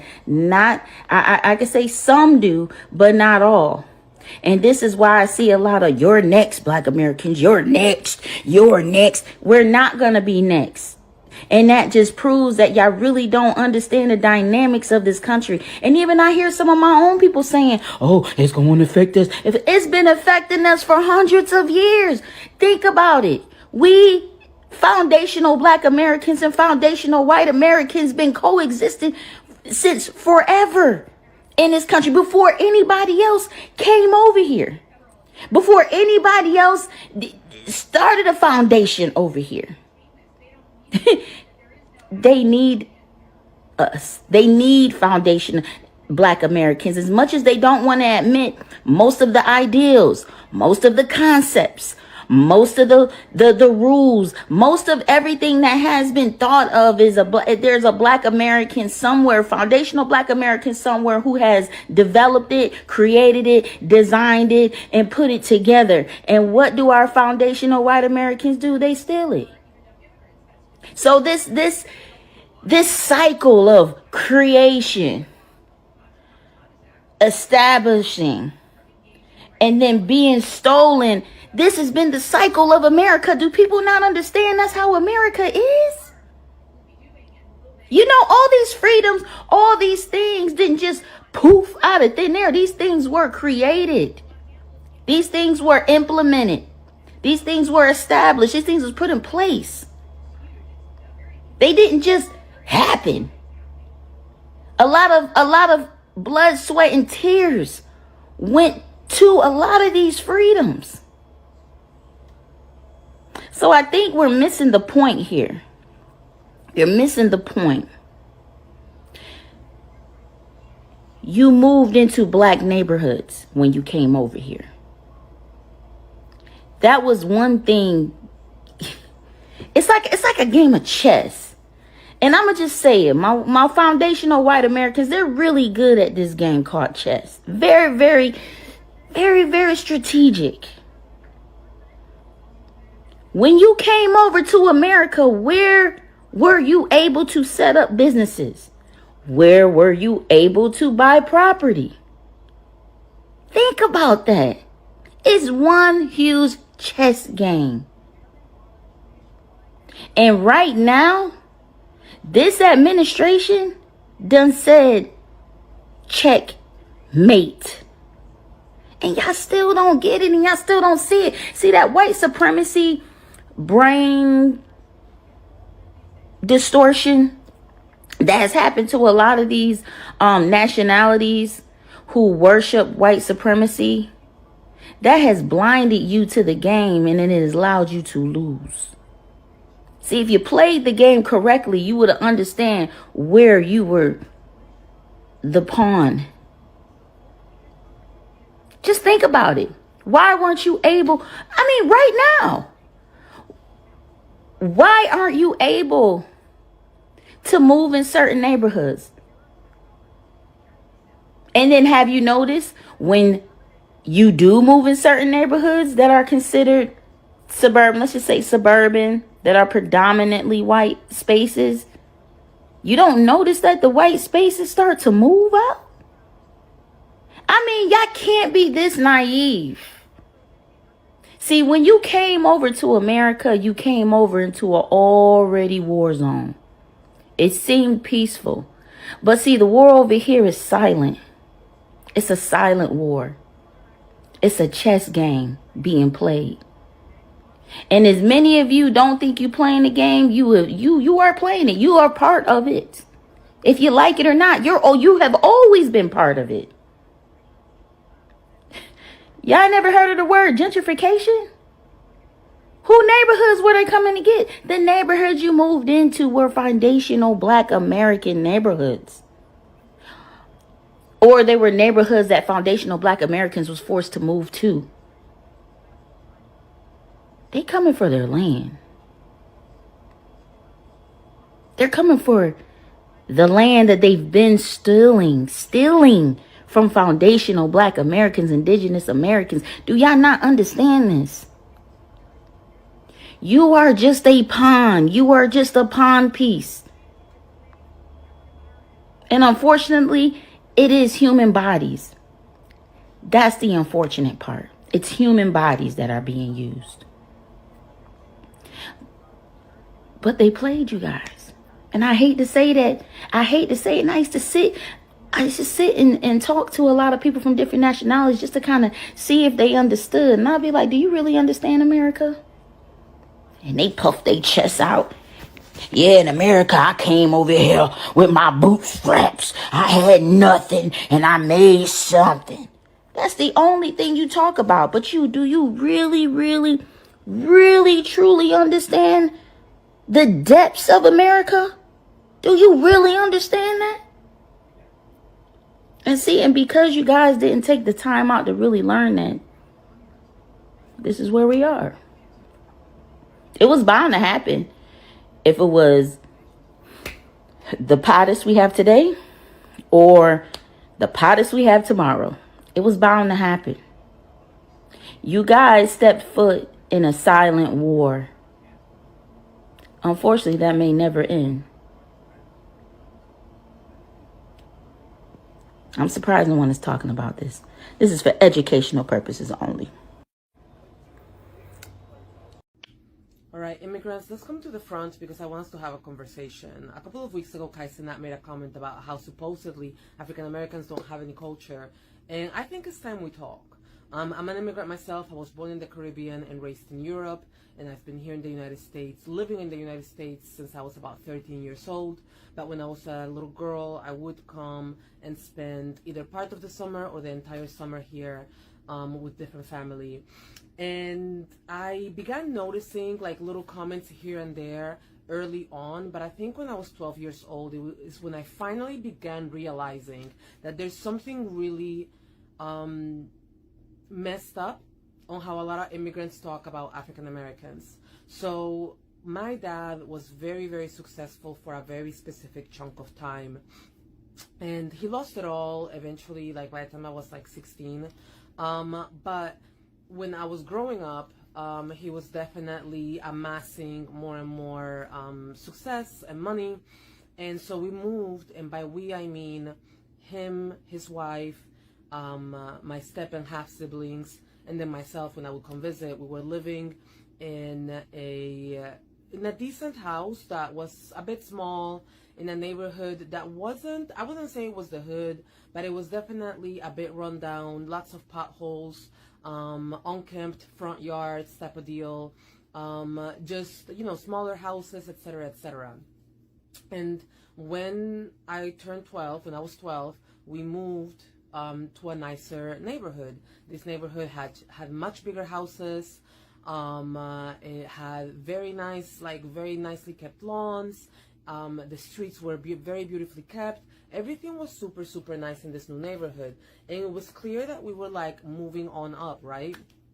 And so my father hired day laborers, migrants, to come and help us with the move. And I remember sitting in the back of the pickup truck, and I remember listening to the men talk, the migrants. These were men from South and Central America and the Caribbean. And they were talking about the people in the neighborhood, and they were talking down on the people in the neighborhood. And I was very confused for a number of reasons. So the people in the neighborhood were all African American. As far as the eye could see, all the way down, it was all African Americans. And it was clear that this was like a generational neighborhood. Like it was clear that there had been families that had been here for years and years. And obviously this was not my first time in that neighborhood. Like when they bought the house, we would come and check out the house and like go around the neighborhood and stuff, right? So it was clear that families had been living here, and it was clear that they had built this neighborhood to be what it was. They were the ones that keeping it as nice as it was. And again, nicer houses, bigger houses, etc., etc. And so I was very confused from the sense that we had just gotten there. Like literally, we weren't able to afford it before this, and we had just gotten there, and like there was no room for us to talk down on the people that clearly built this. And then on the other hand, the day laborers, the migrants, mind you, this is no classism shit, because I myself was very poor for most of my childhood. My dad had money, and I only experienced money when I would come and visit him. Other than that, I was broke. My mom was broke. We were broke. And so this is no classism shit. But the day laborers, I was also very confused with them, because it was very much like, can you even afford to live here? They built this and they've been here. You can't even afford to live here, and yet you're talking down on them. And this feeling of like, we just got here and you all are talking down on them when they built this to begin with, has been a pervasive, persistent, ongoing feeling for the entirety of my time here in the States. I've been here for basically 20 years now. I'm in my mid-30s. And I have been so annoyed by seeing this over and over and over again for a number of reasons.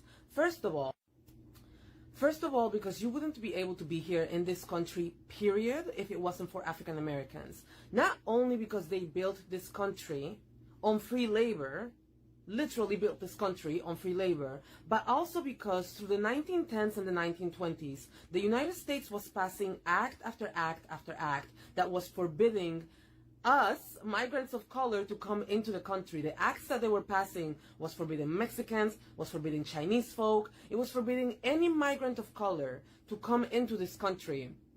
And it wasn't until the civil rights movement, until African Americans literally put their bodies on the line. They got mauled by dogs, they got shot by water cannons, they got spit at the counter of restaurants, they got killed in order to attain some sort of equality, some sort of freedom within this country. And thanks to them, within a year of them winning the Civil Rights Act, the quotas for migrants of color were abolished. If it wasn't for African Americans literally putting their bodies on the line, you, migrant of color, would not be able to step foot into this country. And so I need you to understand that you should be extremely grateful, not only for the fact that they built this country, but for the fact that they won the freedoms that allow us to be able to be in this country and create a better life for ourselves. But that's not all. The other part that really frustrates me about this is that African Americans have been the cultural pallbearers for the entire globe for decades. And I'm talking about anywhere that you go in this world, you will encounter African American culture. Music, clothing, hair, anything, everything. Anything and everything that they come up with, you will find it in Spain, you will find it all across Europe, you will find it all across Asia.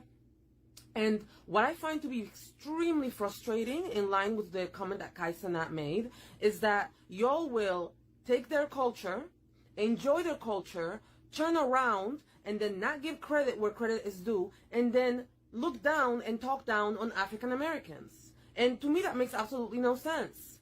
And I need you to understand that all the stereotypes that y'all like to heave upon African Americans, all the things that y'all claim they are, y'all claim that they are ghetto and hood, which I have another rant about that and how y'all talk about ghetto and hood and all that stuff, but a different video. Y'all say that they're ghetto and they're hood and they're uneducated, whatever the hell the things that y'all claim they are. I would rather be all of those things than to be a liar, to be a thief, and to be a hypocrite. Because if you're taking their culture, lying about where it's coming from, and then continuing to enjoy it, you are a thief, you're a liar, and a hypocrite. And frankly, I'd rather be everything that you say African Americans are than to be those three things. And so if you're one of those people, whether you're here in the United States or you're a K-popper in Korea, I don't care. I don't care, I don't care, I don't care. If you dare use anything that African Americans have created and then turn around and look down on them, whether that be culturally or even being able to be in this country, I need you to do better. I need you to do better. I need you to do better. I'm over this. I'm so tired of this. Like, do better. You know what? I find it very, very interesting how so many black people in this day and age are saying that, hey, we're not black people. We're not African. We are indigenous to this land. I find that very, very odd because I'm trying to understand this whole movement as far as, hey, I don't want to be looked at as African. I'm not from there. I was born here in America. We were always here, and I never understood that. I've had people told me that I'm delusional and that, you know, I'm not from Africa. My family's not from Africa. You know, we've always been here, so and so, blah, blah, blah. I even saw a comment where someone said that 85% of the black people in America are indigenous to this land. Very interesting, right? Well, I did my family history, and I've been doing it since 2013. And so it's been, 12 years that I've been doing my family history. And I've never run across anything that suggests that my family were always here. Everything that I've ran across always suggested my family came from Africa. I even have cousins within my DNA match list who are in Africa, who live in Africa. You know, that means that we are closely related, basically. If they're in your DNA match list, that means that you're either related a little, you know, further down the line, or, you know, they're close, you're closely related to that person. But either way, if you have African ancestry within your DNA match list, all of your cousins and stuff like that, that means that you guys share a common ancestor within the last maybe 300 years, you know, depending on how far back they are, within the last 300 years. So that means that you guys you're African. You have family that have come from Africa, you know, and I have those all over my DNA match list. A lot of people from Africa who I've actually got in contact with, and their family, basically they're saying that, well, they don't have any family that's in America, you know. So that's a telltale, basically saying that, hey, you actually do have some African ancestry within you. And I've spoke to plenty of people. I've done my grandmother's research. I've done my mom's research, my father's research. All of them lead back to Africa. Me, myself, I might look like, you know, that I'm kind of mixed with, you know, some stuff, which I think, you know, mostly, most Black Americans are mixed, you know, mixed around and stuff like that. But some of us have a higher African DNA percentage than others. Mine, I've took my DNA test on numerous sites. All of my DNA tests come back that I'm 90% African, which is way higher than average, because the average in America for the Black American, the average percentage that a Black American has of African DNA is 72.3%. Me, I'm at 90. My mom, she's just as light as I am. She's at 95. My grandmother, she's just as light as I am. She's at 97% African, you know? So our percentage of African is like way higher than normal, you know? And a lot of people who think that they have Native American within their DNA, and their families told them, hey, yeah, we're Cherokee, we're Blackfoot, we are, you know, Seminole or whatever.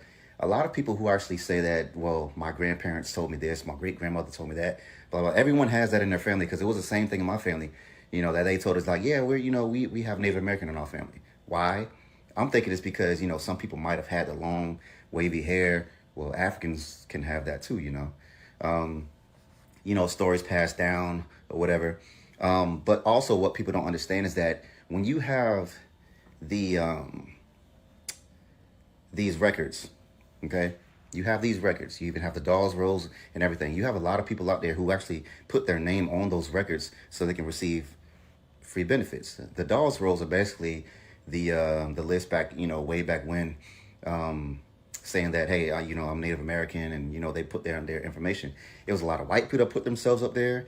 It was some black people that put themselves up there and everything.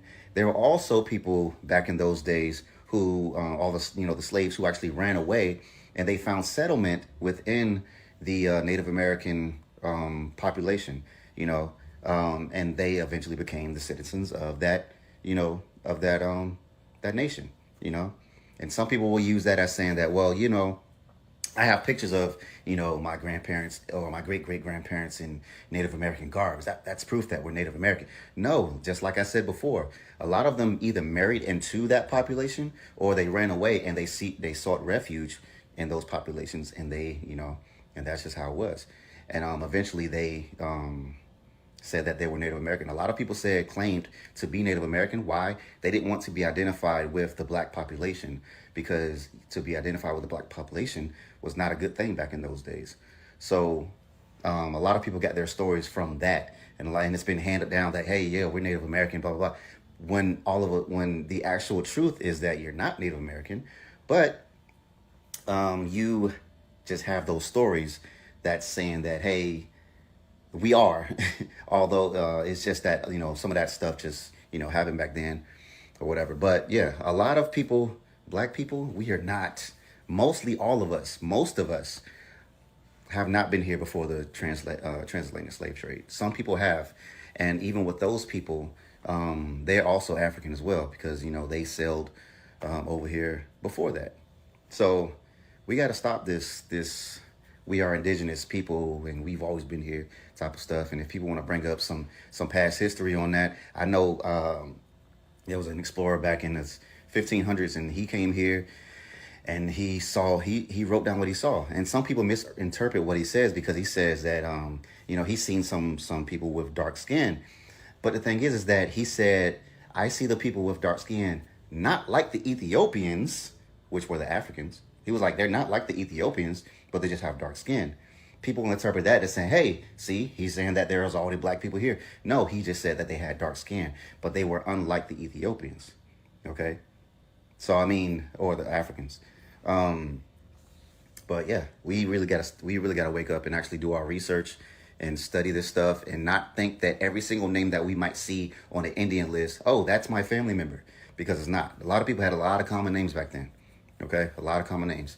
So I continue to do my research. When I find something, I research it and research it and read. I dig and dig and dig and dig to make sure that I know that this is the correct person that's within my family. This is the correct documentation that has to do with my family. I've seen so many times on other people's DNA lists, and sometimes I've messaged them about it and told them like, hey, that's not correct. This is actually what it is. And a lot of times they'll change it, and sometimes they just, ignored it. But I was like, yeah, that's not the, this is the correct person. And I say that because they're a part of my family, for one, my distant cousin, and I knew that line that they have on their tree. They just came to the incorrect conclusion of it. So it does happen a lot, quite often. People find the wrong information for their family, and it's attached to the wrong thing. But yeah, we gotta wake up, y'all. Seriously. And I know this video is long as hell, but seriously, black people, come on now. We African. Say, I think this motherfucker say, I think black people forgot that Africans are being deported at this time. You forgot where you came from? Nah, motherfucker, I'm from Chicago, Illinois. So let's just say that you do think that all black people came from Africa. Let me ask you a question.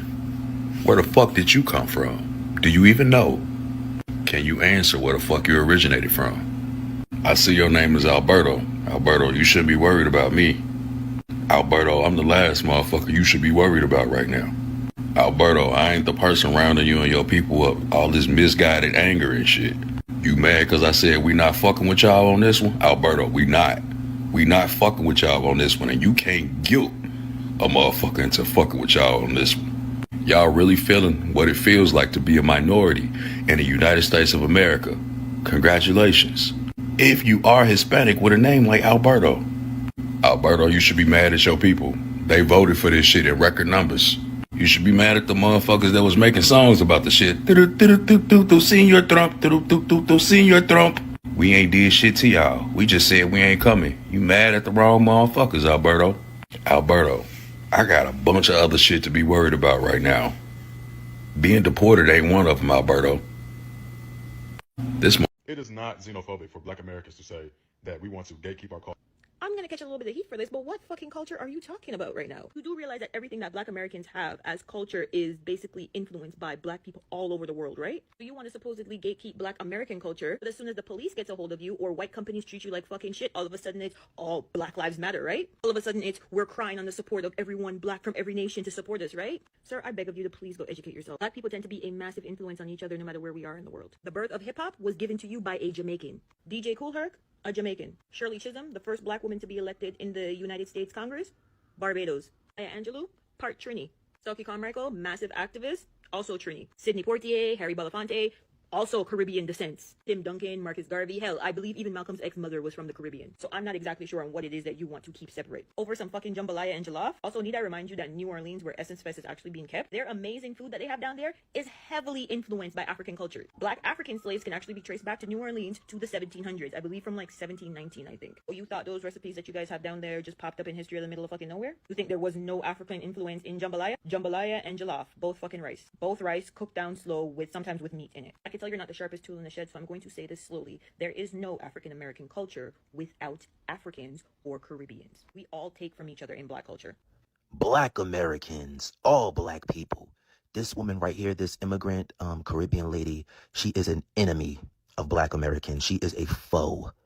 Black Americans advocated for the Immigration Act of 1965, allowing your elk to come to the United States of America to profit off of us. And because you can leech onto Black Americans, she wants to say that Black Americans aren't Black American. Black American culture doesn't exist without Caribbeans and Africans. She brought up Black American dishes. I made a couple of videos. A lot of us made a couple of videos about a lot of Black American dishes and foods, including gumbo. Many aspects of it was already in the United States of America because gumbo is an indigenous American dish because we are indigenous Americans, American Indians. The base of that is indigenous. You understand what I'm saying? Let me give you an example. Tomatoes aren't native to Italy. Italians, many of their dishes are tomato based. Tomatoes come from South America. So are Italian dishes null and void because tomatoes aren't from Italy? Gumbo and a lot of these Black American dishes were already indigenous American dishes. So you adding on ingredients from other places does not make it African or Caribbean. Oftentimes, a lot of these frustrated immigrants who are anti-Black American, they like to use Black American leaders such as Malcolm X. I did a video the other day about Malcolm X, and he was saying that immigrants are not entitled to Black American things. You have authority over culture by lineage, not through Blackness. That's how you claim things such as reparations, restorative justice, and specific policies by lineage.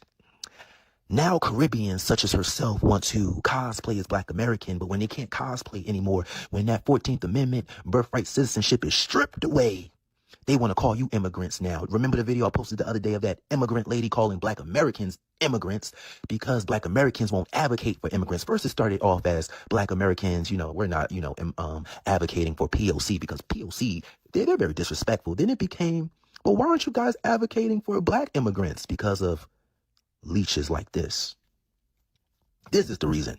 You're starting to make a lot of Black Americans dislike you. She is coming on this platform. She's only in the United States of America because Black Americans paved the way for her. And she want to disrespect Black Americans. Hip hop, I've done videos. You guys have done videos. There has been many documentaries about hip hop from the perspective of Black Americans because we are the gatekeepers of our culture. And all the elements of hip hop was already in Black America, the United States of America, before immigrants even came over here. The so-called foreigners who want to say that they created hip hop even admitted that they could not sell Black Americans Caribbean music because Black Americans didn't like Caribbean music. So they just repackaged James Brown, the sound of funk, back to Black Americans. There was a documentary you guys can look up. Was it called Mic Check? There were rappers and graffiti artists and people on the turntables before immigrants even came over here. Right? There were already hip hop parties before immigrants were saying that they started hip hop parties by Black Americans. See, she doesn't know what she's talking about. How disrespectful. Now, when Black Americans start getting a little bit more stern, I don't want anyone crying. You guys are always crying about why Black Americans are acting the way they are acting. Whether it's FBA, ADOS. Now, recently, I'm going to do a video on it later. Myself and other content creators read this article by Essence editors who happen to be African, saying how they want to change Essence from being Black American based to Nigerian based. Nigeria as the focal point, Nigeria everywhere, global blackness, because Nigeria is the end all be all in their eyes. Go read the article, go on my page and see what it's about. Black Americans have been telling you that they want to destiny swap. They want to cosplay because they benefit off of Black Americans. This lady right here, this immigrant lady, Caribbean lady, she's not an ally of Black Americans. She is a foe. Lastly, this is a video I did. It was about how a lot of African dishes, a lot of their ingredients are indigenous American based. Sweet potatoes, peanuts, corn. So are we going to say that Africans, they don't have true dishes? They don't have any culture because everything, majority of their good dishes come from indigenous Americans? This is her own logic. Are we going to take credit for African dishes and Italian dishes because their ingredients don't come from there? So this immigrant lady, this disrespectful immigrant lady wants to disrespect that Black American man, saying that he isn't the sharpest tool in the shed because he wants to protect his culture. You are not the sharpest tool in the shed, immigrant lady. You are a foe of Black Americans. You undermine Black Americans, and that's not the way it's going to be. Put it on notice. So when people be like, why are you targeting the Mexicans? Why are you targeting Haitians? Why are you targeting the Caribbeans and Africans? Why are you targeting other groups of blacks? I'm not targeting those people. I'm targeting what you call a tether. And a tether is somebody who talks like this. Is a non-foundationally Black American who comes from a failed island or a failed country, and they come to America and they start undermining Black American achievements. That's who I'm targeting. And I think I speak for the whole Black American Florida, from Jacksonville all the way down to Miami. It's time for you tethers to get up out of here, man. It's really time for y'all to go. Because that's when ICE rolled through here, we step aside. And we be like, hey, he down the street, he that way, corner house.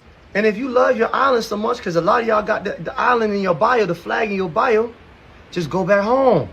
If you a tether, just go back home. I don't see what the problem is. You don't like us, you don't like Black Americans, you don't like white America, then what you here for? Just go back. It's better back. There's more of you over there than there is over here. There's 36 million Black Americans compared to other groups of blacks.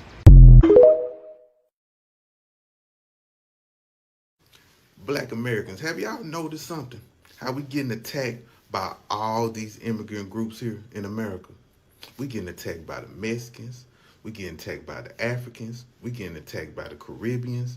We getting attacked by the Venezuelans. We getting attacked by all these, and even the Indians now coming at us sideways. Now that's crazy. Even the Indians coming out sideways. But what's funny, we tried to be allied to these people for decades on this land. For decades on this land. Now, we've been trying to tell them, like, listen, y'all trying to get close to whiteness. Them people don't like y'all. They gonna turn on y'all. Oh, shut up. You don't know no better. You work hard. You don't work hard. We work hard. They want us because we work hard. Now they getting a wake-up call. And guess what they doing? They running to Black Americans for help. Hey, I thought we was brothers. What about the Black and brown community? Hey, brother, me and you are African. Me and you are African. You my brother. You supposed to stand with us. That's what they doing now. It's a reason why them Africans keep telling us lately that we African. And reason why they saying that because they want to crowbar their way into Black American society so they can be protected. No. At the beginning, y'all say we ain't African. Y'all say we ain't have no culture. Y'all say all these disparaging things. Now Trump getting some act right. Trump sending y'all back. Even the Haitians was very disrespectful to us on this app. Now, I met some cool Haitians in my life, and I'm sad to see some of my Haitian partners got to go back to Haiti. But Trump did say it's safe out there for y'all to go back. But I will fight for my friends in Haiti. That's Haitians. I'm trying to, let them come over here or something and hang out, and my Jamaican friends too, because I don't have no problem with Jamaicans too much, except on this app. But anyway, it's just mighty strange how disrespectful y'all have been to. Y'all disrespected our culture. Y'all disrespected our icons. Y'all disrespected our ancestors. Y'all disrespected our music. Y'all did all these things to us, and now y'all want us to help. My thing is, why y'all don't talk to the YT people? Those the ones that are deporting y'all. Those the ones that want y'all out of here. Why y'all not fighting towards them? Why y'all not focusing y'all attention on them? A Haitian should not come in my inbox cussing me out, talking about what I'm going to do when my family got to leave by September the 2nd. Why are you talking to me? Talk to your representative out there where you stay at. Don't message me about what's going on. It's crazy because we've been telling y'all about these people, and y'all do not want to fight back. Y'all don't want to fight back. Y'all want to mess with us. Nah, we ain't doing that. We're going to see how y'all can stand on y'all own 10 toes. That's for all those groups. Now, if I'm cool with you, I'm going to fight for you. But collectively, I'm not fighting for y'all. And that's just keeping it real. And a lot of my FBA people disagree with me on that, but I live a real life.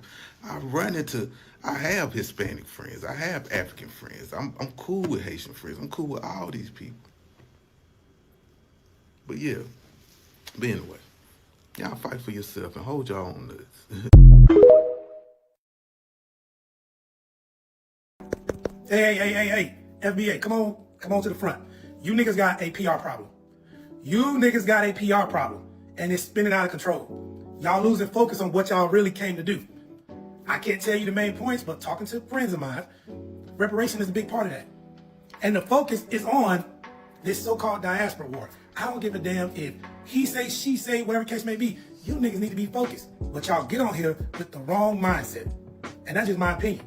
And you know, on top of that, I can say what the fuck I want, because ain't damn niggas gonna do shit about it. And I don't say that because I'm a tough guy, because I'm not. I'm not a tough guy. I wear glasses, not a tough guy. You sound crazy trying to police up people's speech on this app. You're taking your eye off the ball. Y'all got goals, focus on that. I'm 100% on board. But y'all rhetoric, the incels, the degenerates in that small little group is louder than the movement. If you don't understand what I'm talking about, just pay attention. If you're in an FBA or ADOS cult, you can do more with your time than having genealogical pissing contests. Y'all are right-wing black folks who have nothing because your history is actively being stripped from you. No lies were told, because when you use the same anti-black slurs, stereotypes, and superiority complexes that were used against you just to tear down other black people, you're not defending culture. You're imitating the very system that tried to erase all. Oh, I know some of y'all are ready to turn up, but trust me, there's more. The foundational black American stuff, stay with me now. This stuff sounds cool on the surface. But a lot of the times, y'all get real xenophobic with it, and real supremacists with it, and that... The FBA people, I'm starting to think y'all are psychotic, because y'all are also Trump supporters and Trump voters too. Which one of you FBA warriors want it, man? I'm talking about, I got time. I'm a proud descendant of African slaves. I was born here in America, goddamn. My people raised the land here in America, but I do not agree with the ideology of FBA. You feel me? I think they are. As a matter of fact, my argument is FBA is white nationalism in blackface.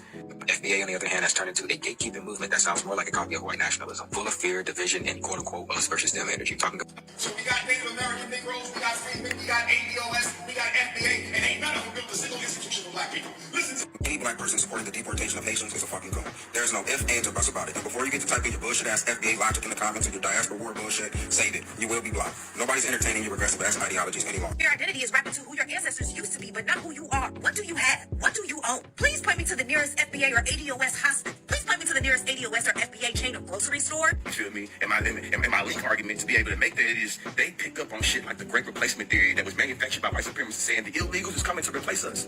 How come y'all never got this beef towards the individuals that's giving the illegals quote unquote your job? I'm just talking about a PR problem. That's it. For a movement to keep going and gain traction, there has to be some type of positivity in that. And I'm not talking about positivity for Foundation of Black Americans to link up. I'm talking about to get support from others. Because if you think you're not going to need support from other groups, other ethnic groups, you're sadly mistaken and you don't understand politics. In conclusion, don't pay no mind to some of these Africans who may be talking out the side of their neck. Some of these Caribbean who may be talking out the side of their necks because they don't know. But even if they don't know, that's not the goal. The goal is to the oppressor and making them bend to get what you guys are asking for. Y'all spend too much time in these comments making videos going after other black people. Stop policing people's language. You don't have the power. None of us do. Focus. Yeah, see, some of y'all have a low IQ, and I'm actually gonna stop responding to a lot of these comments. I'm just doing it because I got time today. Yeah, some of y'all have a low IQ, because what you just said makes absolutely no sense. Why would we claim a land that hates us? First of all, the land itself does not hate us. Why would we claim? Why you're asking why we would claim where we're from? Like, why would we claim anything else? Why would we claim a country that we've never been to? If I'm from the United States, why wouldn't I claim the United States? Why would I claim that I'm from I don't know, Tanzania. Or I ain't never been to Tanzania. I ain't never been to no. I've been to Ghana, West Africa before, and that's it. And I can honestly tell you, I didn't feel at home. I didn't feel like I belonged, like I was a local. Like, how am I gonna feel like that how can you feel like you belong when in a foreign country when you're not a part of the culture and you don't speak none of the languages? Like, I think y'all really truly just cannot wrap your head around the fact that Black Americans are actually American. So it's not about claiming something that, who cares if they hate us? Well, how many countries fight back and forth between ethnic groups and tribal groups? Y'all should know about that. Over in Africa, y'all should know about that. Y'all got all kind of tribalism issues. Like, America is not just a quick lick for us. This is our home. This is where we're from. This is all we know. And like, I don't understand what is hard to understand about that. This mass deportation bringing out the racism in a lot of y'all immigrants. You know that? I didn't know that y'all was racist like that. I really didn't. I'm talking about, like, y'all saying things like, oh, well, y'all next. I'm talking about black people, we next. I'm going to deport y'all to Africa next. And okay. But as long as y'all made it seem like white people was just the most racist people in this country, oh no. Y'all take the motherfucking cake. I find it kind of hard to believe, especially considering had it not been for my ancestors, immigrants wouldn't even be allowed over in this country. You know, civil rights and whatnot. Most of us already knew that Trump, he knew exactly what he was doing, where he was going to bring 14th Amendment and birthright citizenship to the Supreme Court. He knew it was going to get blocked. What's even more interesting is how they'll finally figure out what exactly it meant and who it was for. And oh, when they do, all of you racist people who have just been completely disrespectful to us because you're getting deported, you're going to wish you would have been nicer to us when you were here. No question. No question. What country are you from, sir? I told y'all they was gonna start deporting black folks. Hold up now. Where is he from? He's a United States citizen. No. Where is he from? Like, where's his mama? His mama's from. Where they from? Where they at? Remember, they was telling you, where you from? No. Where you really from? Where you really from? They don't know where they're from. But we do. Now you don't want to go back to your place of origins. You don't want to go back to your homeland. You want people to fight for you to stay somewhere that you're not really from. And this is what they're going to use. Oh, he was a black person, but no, we're not the same. A lot of black people, black immigrants are born January 1st. I don't know what that is about, but I wasn't born January 1st, and our paperwork looked totally different. Our place of origins, our lineage, our bloodlines is totally different. Not all black people are the same, but where you really from? Where you really from? You want me to fight for you to stay in a place where I don't know where I'm really from, and you know your origins? Yeah, make that make sense. Hey y'all, I've been seeing a lot of discourse going on about, Africans and Caribbeans against FBA, and I just feel like a lot of the Africans and Caribbeans just don't really understand where the hate is coming from our side. Well, we know where the hate comes from y'all side, but y'all don't know where it's coming from our side. On our side, it's like we did all this work to get to where we are, to get opportunities, and they just give them to y'all. And y'all the scapegoat. Y'all are happily the scapegoat. Y'all are happily the token black people. Happily that. And it's fucked up because we did all the work for that. And y'all are getting all the benefits. And then y'all want to try to talk down on us like we're not doing everything we can when we built everything that you see today with your eyes. And it's really annoying because y'all keep on trying to say like, oh, y'all made fun of us when we were kids. Everybody made fun of everybody when they was fucking kids. Why the fuck you still holding on to that shit? We're all adults now. But in real life, as an adult, Caribbeans and Africans are getting better paying jobs than fundamental black Americans, even when we have the same education background, or even more. Y'all are going higher up than us. And why is that? Because they see you as an immigrant. Y'all are the token black people. Y'all are not us. And that's the difference. They know that you're something else. You're not us. They know that. But y'all don't know that. Y'all think y'all us because they treat y'all like us. But they know that y'all are not us. Y'all just act like y'all don't know that y'all not us. We are not the same. That's another thing that a lot of Caribbeans and Africans don't understand. We are not the same. We're not the same. And you can tell. It's clear. It's very clear that we're not the same. We look nothing alike. And I know, like, people be like, oh, yeah, we do look like all black people look. No, they don't. No, they don't. Let's be for real. We can tell when you African. We can tell when you Caribbean. We can tell when you black. Like, ain't nothing wrong with that. But I think it's just time that we just start being honest about it. The reason why we don't like y'all like that is because y'all literally do be the white man's lapdog, and y'all don't mind doing that and being that against us. Y'all, why I seen this video with this creator talking about how people from New York dress better than people from the South, and the people in the comments was chewing her up, but there was this one comment in particular that stuck out to me, and they was basically saying, like, how can you say that as a Nigerian cosplaying as an African American? And I was just like, yo, like, you got a good point. 'Cause I'm African myself. I'm a first gen, and I never realized how influenced I was by African American culture, from what I like to watch to what I like to listen to how I dress, and also with what I like to eat. And I genuinely love African American culture, especially when it comes to style and swag. I wanted to highlight this video to show that there is some cool immigrants out there. Now, this woman would not be considered a tether. You know, she's very respectful, she's open, she's honest, and she gave props where props is due. So she is not a tether. She's the opposite of what a tether is. Now, I wanted to highlight this to give her a shout out, and also just to show that every tether is an immigrant, but every immigrant ain't a tether. Also, I do want to say this, that for the most part, most of us not really rocking with the African American term. There's still a few, but for the most part, we're not really rocking with the term African American.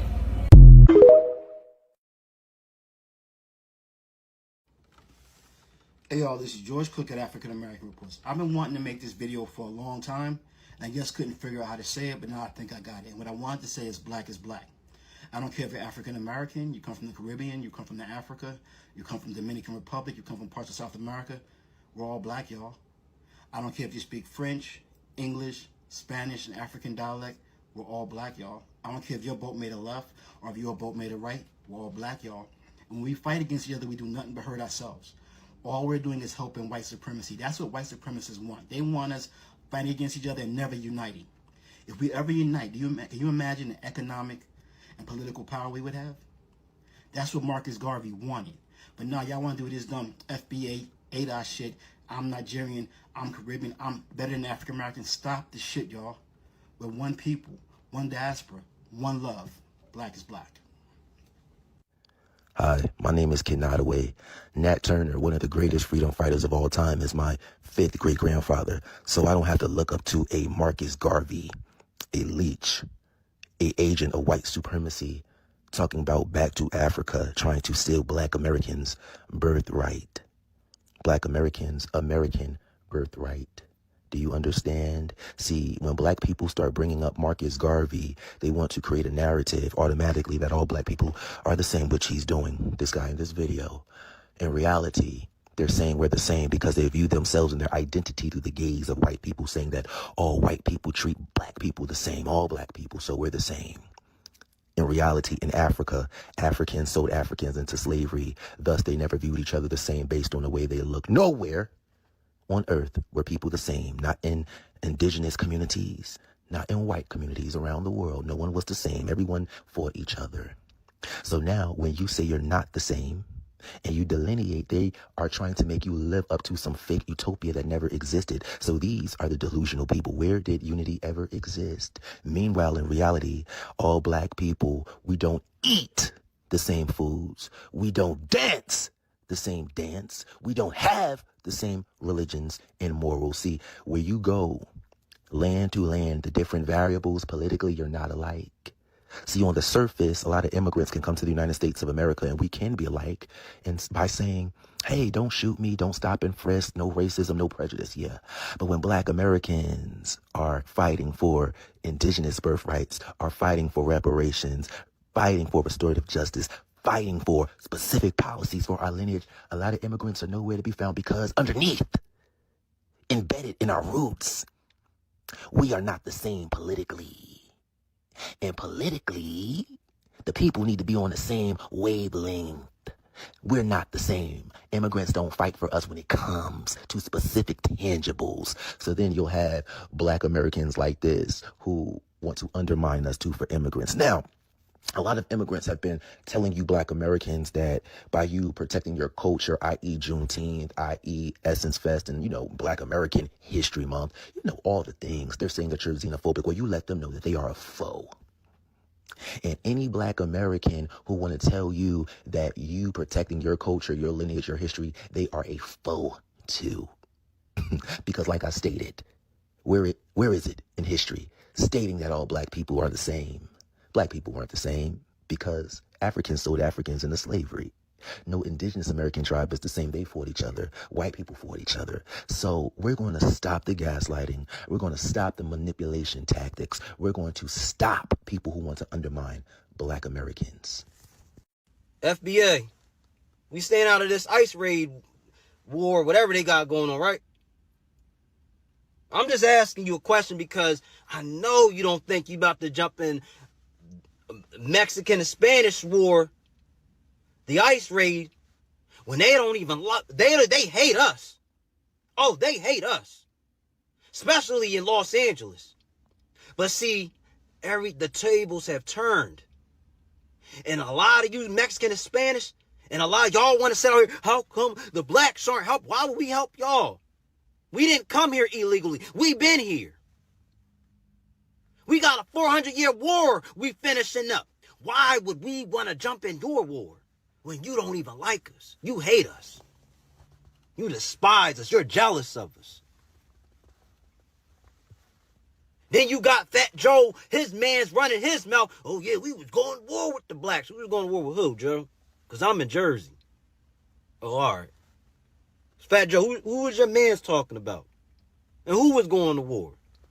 Oh, all right. Jersey.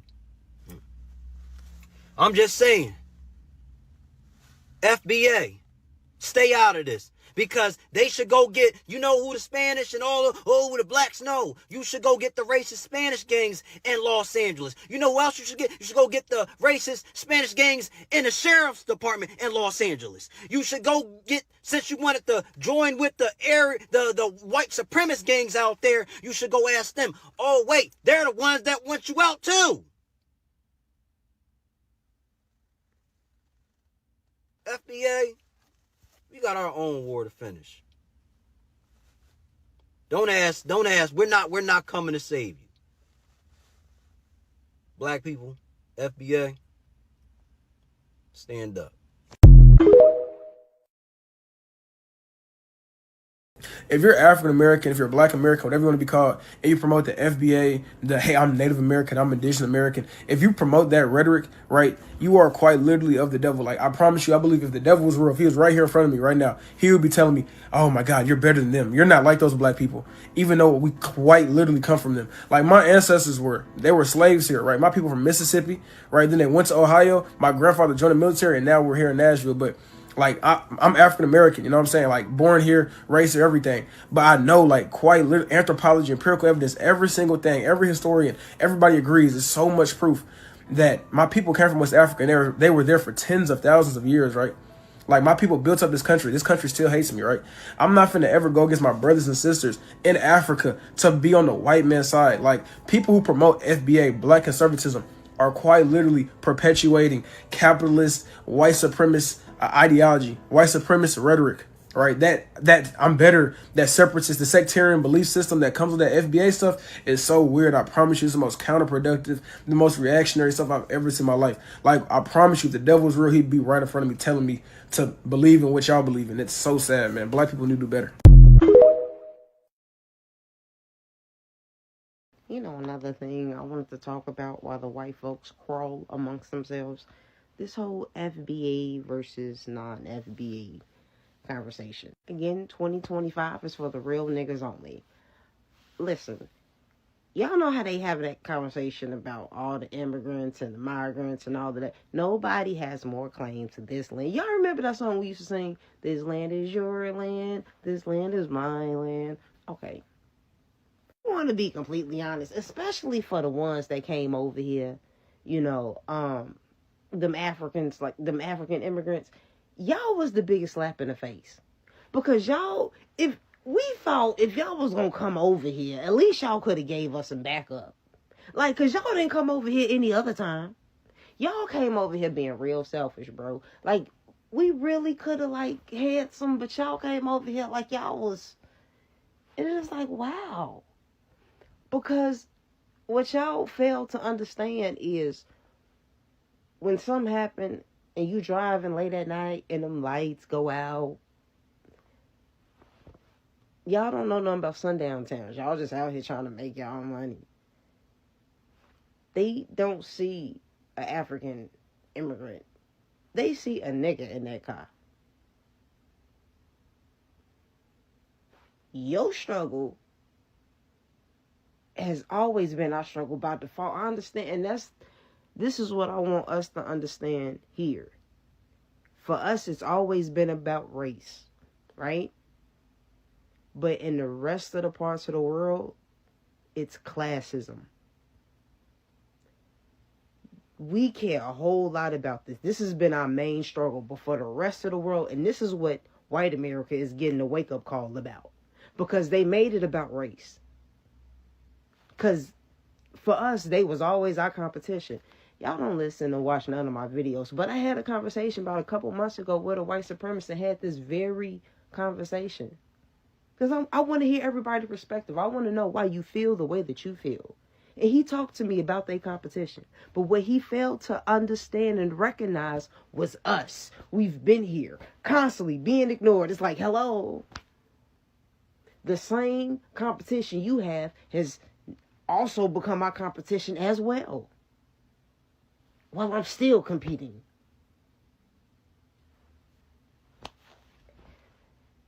There's nobody more qualified. So now you bring in somebody that y'all deemed as qualified. This is why it's hilarious to me now.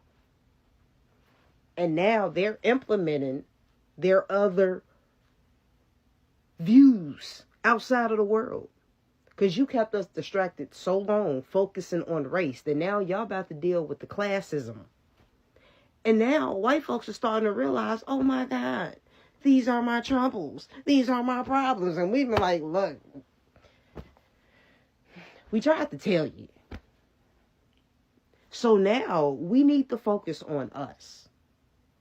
So my only thing about everybody who family came over here as immigrants for looking for better opportunities, you also became my competition instead of aligning up with us. You created that division, but at the same time benefit off of the very things that we fought to get. You are taking advantage of the very things that we trying to, like, just to be seen. And it's constantly to work harder, to work harder. It's like, okay, now this system not working. Them black jobs, like, it's...